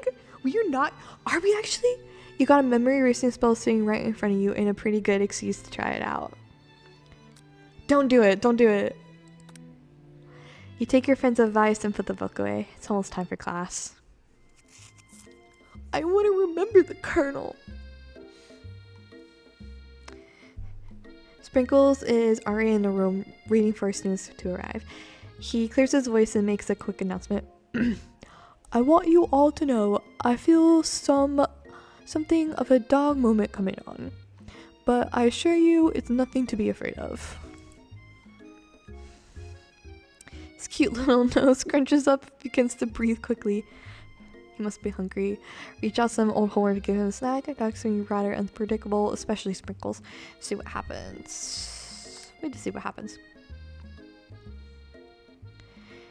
Sprinkles stops in his tracks. He focuses in on the window. The room is deadly silent. When you follow his gaze, you see a tiny orange squirrel perched on the cherry tree outside. Sprinkle turns feral, runs to the window of the classroom. He begins barking uncontrollably at the squirrel outside. Terrence! I told you never to come back here! Terrence! I will destroy you! Terrence! Sprinkles is barking ferociously, drool flying off of his face. The squirrel looks over, but he doesn't say anything back. You wonder, is that even a talking squirrel? Who named him Terrence? You better not show your chubby cheeks around here ever again. After Sprinkles is satisfied with his present, After Sprinkles is satisfied that his present has been felt but not only Terrence but any other squirrel in hearing distance, he returns to his professional tone. I apologize for my outburst. This actually brings up an important point. Thank you, Mel, for reminding me to dole out this indispensable bit of wisdom. You see, before he can go any further, Miriam's love drama spills over into class. Oh, I told you to save it for after class. But I miss you. We went on one date, Pop. And how can you even miss me when I'm right here? Pop voices quiver as he pleads his kiss to Miriam. Every time I blink, you go away again. That's a really cute thing to say. Miriam, what happened between you and Pop? I got her in trouble. I got her in trouble and now she's mad at me. I didn't just get in trouble. I got yelled at by Pop's mother, who blamed me for getting him banned from every museum we stepped foot in. Oh, so that's what you meant by... That's what you meant by shush house. Pop, we went on one date. We're over. And it meant so much to me that I made this for you. That looks kind of gross. Too hurt to go on arguing, Pops leaves his creation behind and runs out the room. Nothing like a loud public breakup to cast a pale pall over the final day of school. Well, that was unfortunate. But we mustn't be distracted. What lies ahead? The final competition showdown challenge exam. I'm still working out the title, but I think you get it. Test time approaches. See you all in the arena. But before you can think about your upcoming competition, there's a very beautiful soul nearby that needs a prep talk. Miriam. Hey, Miriam. Are you okay? Okay, I'm so mad I could smash a tiny mug, spill several droplets of hot cocoa all over the floor. How could he embarrass me in class like that, in front of everyone? Her tiny cocoa is a delicious treasure, so you know that this breakup is no joke, even if the source of her frustration is such a silly boy. I know that you know this, but I'm going to say it out loud. You don't need anyone. Me and you, we're going to cruise to this final test and hit the carpool lane to Success City. Miriam brightens up, imagining the wind rushing through her short bangs, but she hesitates to embrace the feeling all the way. You're not gonna saddle up on Colonel Sanders' stallion and ride off into the sunset without me? Of course not. Well, maybe sort of, but I'm sure there's a pony out there with your name on it, and a range big enough for both of us and whoever else we want to bring along. If it's not Pop or Clink or anyone else you meet today, tomorrow, or this whole year, so what? You're a special person who shouldn't settle for the first someone to show a little interest anyhow. Miriam gives you a big hug and wipes the tears from her cheeks. I should really review my menu for today. I'm going to make a very special soup. And I bet that Professor Dog's gonna love it up. While you're prep talking Miriam, you completely missed out on lunch, but that's okay because you had a better idea how to spend that time before your exam. You decide to head to the arena early to practice a dish. This is it, the location of your final challenge. A test of will, a test of courage, a test of talent, and a chance to beat the pants off of Van, that supposed man and his eviler counterpart, Ashley. I hate her name so much. Like, ugh, it's spelled that way. As planned, you begin to run through a quick test of the recipe you've been working on, Mel's famous chicken pot pie. After practicing for months, making this dish comes second nature to you, and you're able to quickly get a fresh pot pie in the oven. But as soon as you do, oh my goodness, Colonel! Your cram session is interrupted by Colonel Sanders. Mel, what are you doing here? There's still time before the final exam. Oh, just taking it all in. I'm a big into visualizing success. I'm looking at my station and picturing victory. The pot pie has begun to bake and the smell is slowly filling the space around you. Visualizing? That's too bad. I was hoping you were cooking something delicious. You usually happily share your food with anyone who is hungry, but the last time you let Colonel Sanders get in your head, it cost you a cook-off. You decide that it's time to put your cooking above your romantic desires, but the decision gets hard to stick to it when oven timer goes off behind you. The festival about the dish. I need to take that pie out of the oven. Okay, you got me. Doing a little bit more than visualizing. I know, my nose can smell a pot pie from 400 yards. It's an oddly specific distance, but you expect nothing less than such a oddly specific man. You knew it was pot pie just from the smell? Not just pot pie, but chicken pot pie. With all butter crust. What? And my nose is telling me something else. Oh no, is it burning? Huh, no. I can smell it was made with the heaping help of TLC. But it'll probably start burning any second if you don't pull it out. That moment of truth.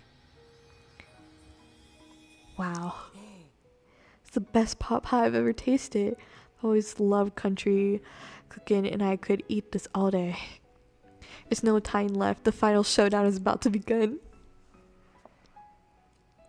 Ooh, I'm so interested in this game. Oh my goodness. Sprinkle lays down the ground rules. There are no rules? There are no rules. That is, except to cook with everything you got. You step to the cook-off of a lifetime. You decide that mac and cheese plus the pot pie you've been practicing are just the dishes that will pull you over the edge to victory. Meanwhile, both Van and Ashley are prepping wildly elaborate dishes per their usual over-the-top selves. Miriam has her giant magnifying glass and several sets of tweezers. She's still repairing a big going small. Colonel Sanders seems to be harnessing his 11 herbs and spices, but he's trying to find a way to improve on something perfect, his original fried chicken recipe. The intensity in the room starts at a full 10 out of 10 with a frenzy of action. Everyone's calling out really cool special cooking moves as they prepare their food. Wow, this is getting serious. Colonel Sanders batters his chicken as it levitates through the air. Dang. Egg wash. Miriam furiously injects ingredients into itty bitty pot of broth. That's so cute. Best friend Baster Blaster.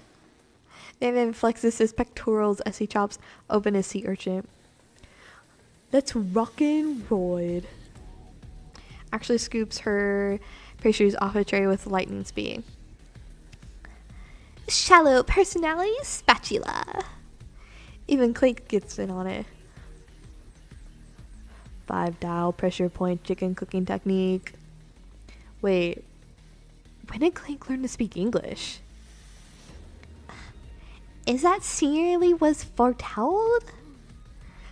We must have let it happen, or the appliance uprising will take us all. Salty.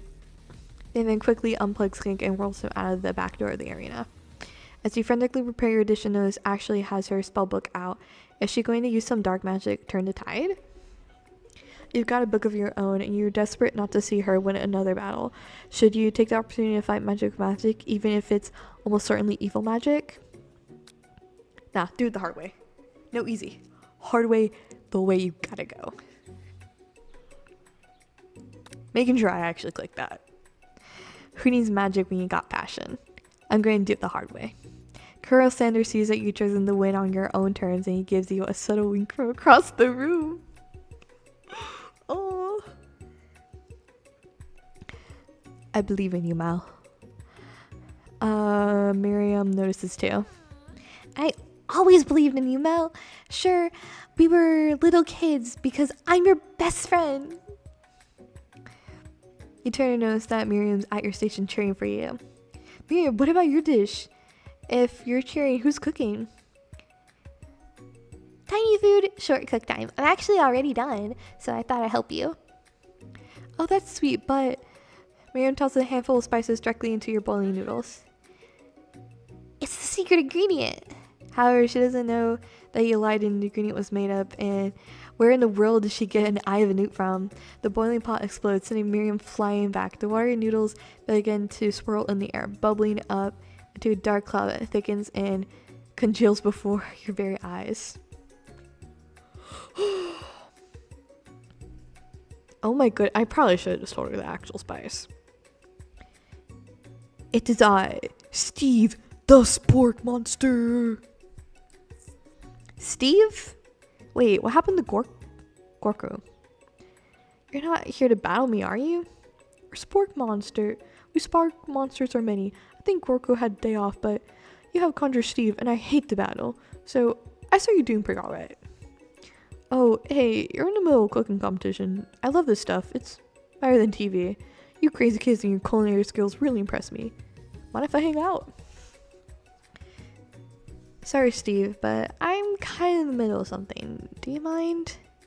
Steve, the spork monster, notices that you got the Gilmore stashed beneath your cooking station. I see that you're up to crisscross some magical items and accidentally summon me, huh? Yeah, you guessed it. Sorta. If you're here, would you mind tossing some fresh noodles in the pot of salted water? I'd love to. I've always wanted to be a top shelf, actually, you know, when I was just a little spork pup back in the old country. You can feel Spork Monster winding up to tell a very long and involving story. You don't know exactly where they came from, but it seems like it was probably lonely there. Actually, you know what? Maybe you should watch from the stands. I really need to focus on this competition. I understand. It's kind of like the time in monster school that I've fallen asleep during scare tactics class, and when I woke up, you toss a serious stare at Steve, and he takes a hint. Never mind. I'll tell you later. Good luck.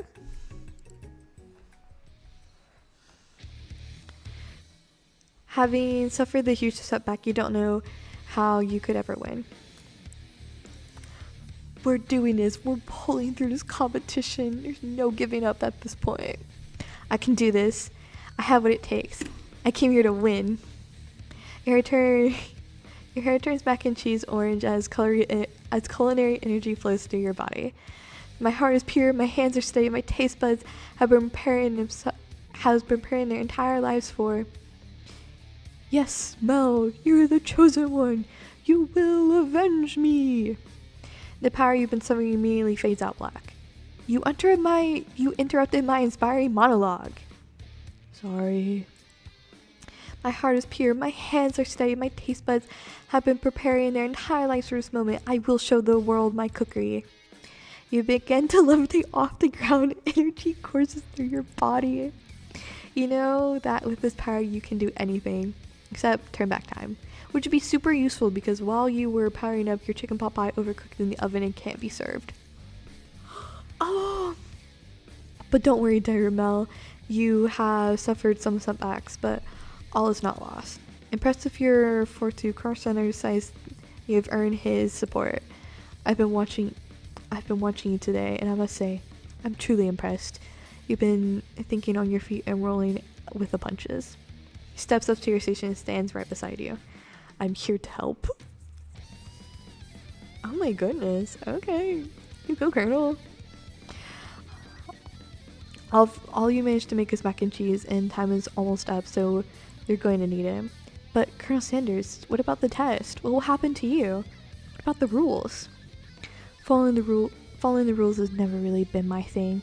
I follow my heart. What a guy. Colonel Sanders unfolded a delicate white towel to reveal the most delicious fried chicken tenders you've ever laid your eyes on. And besides, sometimes unexpected combinations have surprising effects that surpass their individual efforts. Are you suggesting if we combine forces, we can form the perfect food union? Time's up, students. If time expired is the moment everyone's been waiting for. You must now prepare to present your dishes. If all students stand tall, but the class seems incomplete. It seems we're missing some students. Pop? Clink? From Oscar, you hear the pure and instant giggle that can only come from one student. I'm flying. It sounds like it's coming from the broom closet over there. Miriam, would you mind? Inside a closet, you see Pop hanging on a broom hook by the elastic of his underpants. Pop, get down here right now. Let me guess, did Van have something to do with this? When does someone ask for a wedgie? Who am I to refuse? I thought it was a wedge. I thought a wedgie was a salad. Looks like Pop is eliminated from the challenge. See how he didn't cook anything. I can't feel my legs. May I be excused? Sure. You kids and your pranks, I must say. It's not the worst prank in UCSAL history, but it's not exactly your book material. Wait a second. Pranks. Clank! Where did the pressure cooker roll off to? You wait to hear a signature world beep or any onomatopoeia, but there's none. Somehow he must have unplugged, I guess. We'll have to figure that out later. That leaves only 4 remaining students. Please collect your final projects. Yes, it has been a long semester. Wow, 3 whole days long. But after days of hard work, the time has come for me to eat. Miriam, please step forward.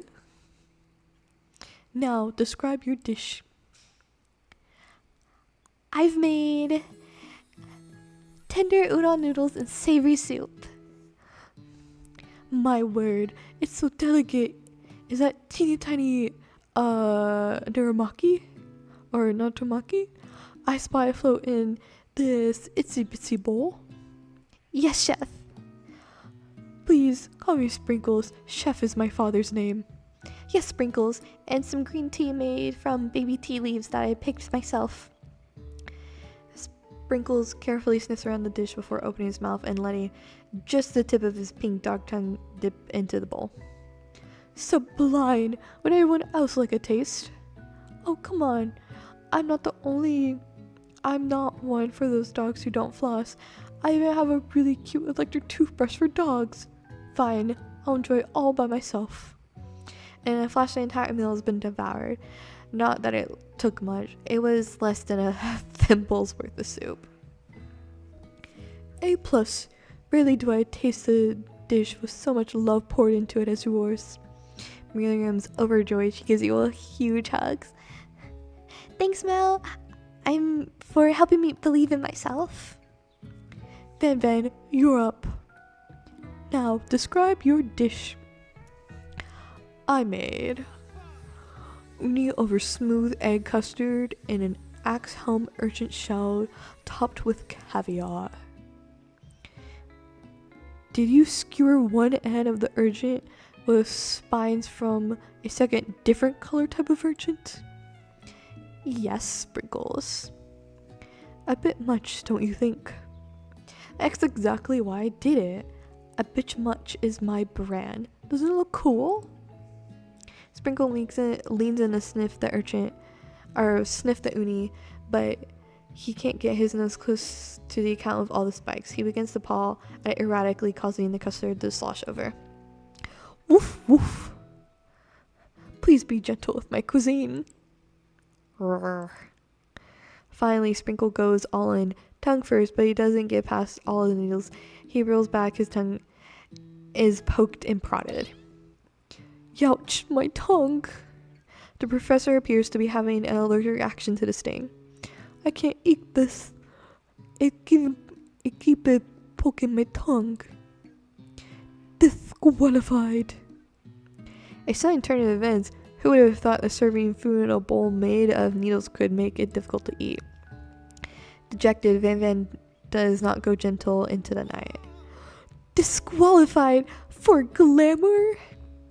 Don't discount stupidity. This isn't the last you heard of me. Before forcing us to endure her swollen tongue for another moment, Sprinkle graciously laps up a bowl of milk. I know. Yeah, I'm a dog. I drink milk. Get over it. Sometimes it helps calms my agitated tongue. Next student, Ashley, it's time to step up. Now, describe your dish. I made orange blossom Turkish delight in a light rose water syrup topped with French meringue and connected by sugar glass. That's really pretty. That actually doesn't sound too bad. Indeed, it's quite delightful. However, I'd ask that you please refrain from eating it or attempting to taste it in any way. It's very fragile, meant to be displayed piece. Don't eat the food at a cooking school? Got toast in your ears or something, Mel? I told you, it's a display piece. Ashley, I must say, it is beautiful. However, this is a cooking competition at a cooking school. Yeah, which is why I cooked it and did an extremely good job cooking it too. I didn't realize that we were having to eat an exam. If I wanted to be judged by eating, I'd go to the College of Eating School for the Hungry. I suppose you can smell it if you absolutely insisted, but don't breathe too hard. You might disrupt the sugar spiral. If food cannot be eaten, it cannot be judged. You're disqualified. Rage overtakes Ashley and she finally cannot keep her toothpaste routine. You wouldn't know high-end cuisine if it cooked you. And with that, Ashley storms off to rededicate herself to being the best, but this time without being shackled by trying to fake nice and liked by everyone. This isn't the last you heard of me either. If this class gets much smaller, I'll be teaching myself. You and Colonel Sanders, our final cook, step up together. 2 chefs? What began as a bold, delicious mac and cheese has become something else. Dang! Actually looks kind of good. He examined it closely, sniffing an eye in the bowl. Uh-oh, I don't have a good feeling about this. So somewhere in the room, a little drum roll plays. Just when I thought I've seen everything in this kitchen, you give me this thing. And completely blow me away. In my 49 dog years of life, I've never tasted anything so delicious and perfectly balanced. It's so delicious, in fact. Everyone passes the class. You pass, and you pass. You get a pass. Everyone gathers around and partakes in the mac and cheese bowl. They all seem to transcend this reality into another dimension. You win. Together, you and Colonel Sanders have made a new menu item. The new menu item is so impressive that even Van Van and Ashley are drawn back in by the magnetic fragrance. When they gaze upon your mac and cheese bowl, they admit that you are indeed an excellent chef. Sprinkle declares that you have passed, everyone has passed, and there were supposed to be more battles, but come on. How can it be better than this one? It's a little party! Aww. Now that the school year is complete and everyone's graduated, the students return for one last assignment to get their groove on. The cafeteria has been completely redecorated in order to serve as the site of the school graduation dance. Compared to the massive high-tech cooking area, the humble decor seems downright cute and cozy. He's too cute. DJ Dog is in the house. Oh, oh, oh. You knew that Sprinkles was a master chef, but also a world-renowned turntablist who says you can't teach an old dog new tricks. Van and Ashley tell everyone that they've committed themselves to righting the wrongs they did while they were the villains.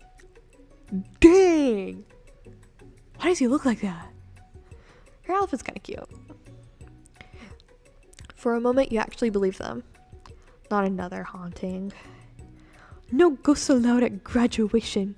It's clearly written in the school bylaws.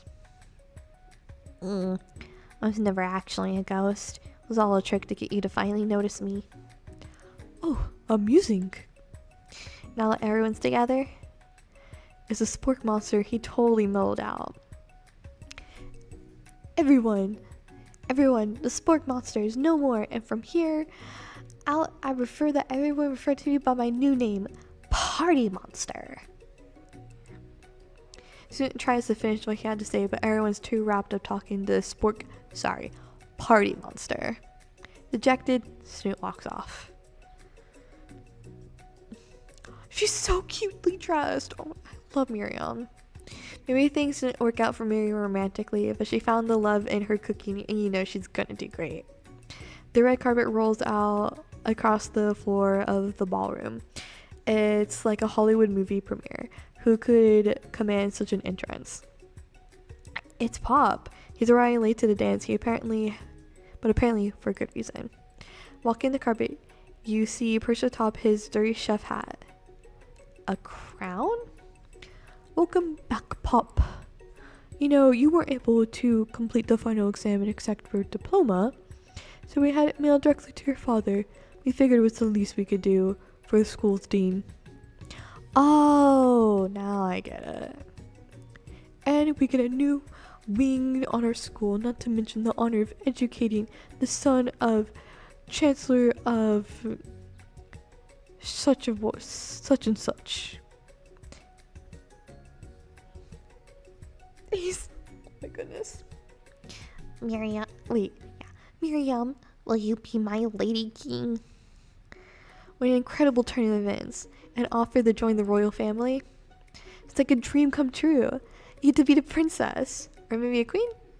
I'm not sure if he even knows, but either way, crown and gowns, baby. I'm sorry, Pop, but I'm not interested. Not now, at least. I got so much to do in my life. A twist on a twist. So many more 3-day universities to attend. So many tiny foods to meticulously sculpt and then watch get accidentally blown away by a single sneeze. Okie dokie. The music in the dance hall is interrupted by the sound of sparkling and electrical hissing. It's Clink, who has arrived late to the dance. Now that I graduated, I can reveal my truth. Whoa, he's still doing the talking thing? I am Clink, and I am not of this earth. I'm actually from a faraway planet in another dimension. What? Wait, what? I actually feel like I knew this the whole time. Now that I've learned the ways of your kind, I must return. Portal opens up and Clink disappears through it. Finally, Colonel Sanders arrives. Hey, casual fit now. Howdy, classmates. And just like the first thing he met, he has come prepared to feed the entire class. However, it's not enough to just give them a bucket of chicken. This time, it's a full meal. Hey, you and coleslaw. I didn't get to be the most famous chicken man in the history of chicken and man by not reminding people to go out and buy my chicken. The end? No, it's not the end. As everyone feasts on their delicious chicken dinner, Colonel Sanders finds you sitting on the edge of the dance floor. Mel, what are you doing sitting all alone? Oh, just waiting for the right person to ask me to dance. I wonder, might you tell me what are the qualities that you would expect to find in such a lucky person? Off the top of my head, I don't know. A spicy musk, tiny goatee, and a degree from University of Cooking School Academy for Learning, just to name a few. It is truly my lucky day. Would you dance with me? Yes, I'd love to. As you glide across the dance floor, hand in hand with Colonel Sanders, the future stretches out in front of you. And once my 100th franchise is up and running, I'll be ready to take a day off, and I'll be so glad to spend it together with you, Mel. How sweet. We'll work together and play together. Colonel Sanders stops dead in his tracks. Work together? Well, I think this is something I just need to do by myself. But who run your restaurants? I don't believe I need help. Besides, based on your time at school here, do you really think running restaurants is the best path forward? Could it be? You found a love connection but failed to earn Colonel Sanders' respect as a chef? Can you live with only half of him? Will you be able to endure sharing him with his other love, the life of entrepreneur? I suppose I can roll in pastry school. Oh, my dear Mel, I'm sure that you'll find your place eventually.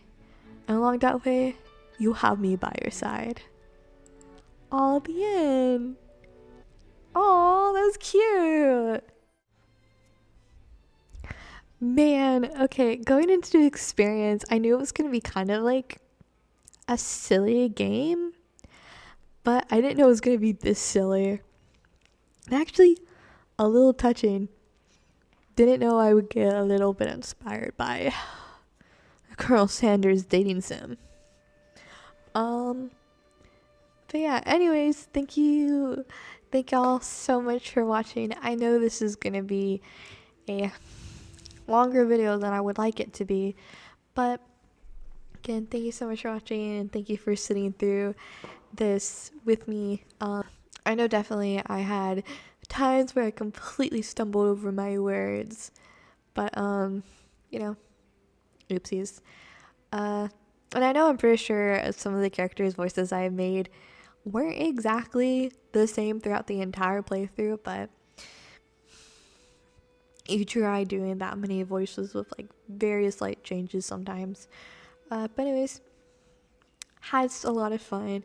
I'm surprised it took me so long to actually play this game. It's really, I like it a lot. Probably play through it again on my own time, just for the fun of it. But yeah, again, thank y'all so much for watching. My name is Bamel, and I hope you have a great rest of your day or night, depending on when you watch this. And also, if you're watching this on the day it comes out, happy Valentine's Day. Anyways, that's it from me. Bye.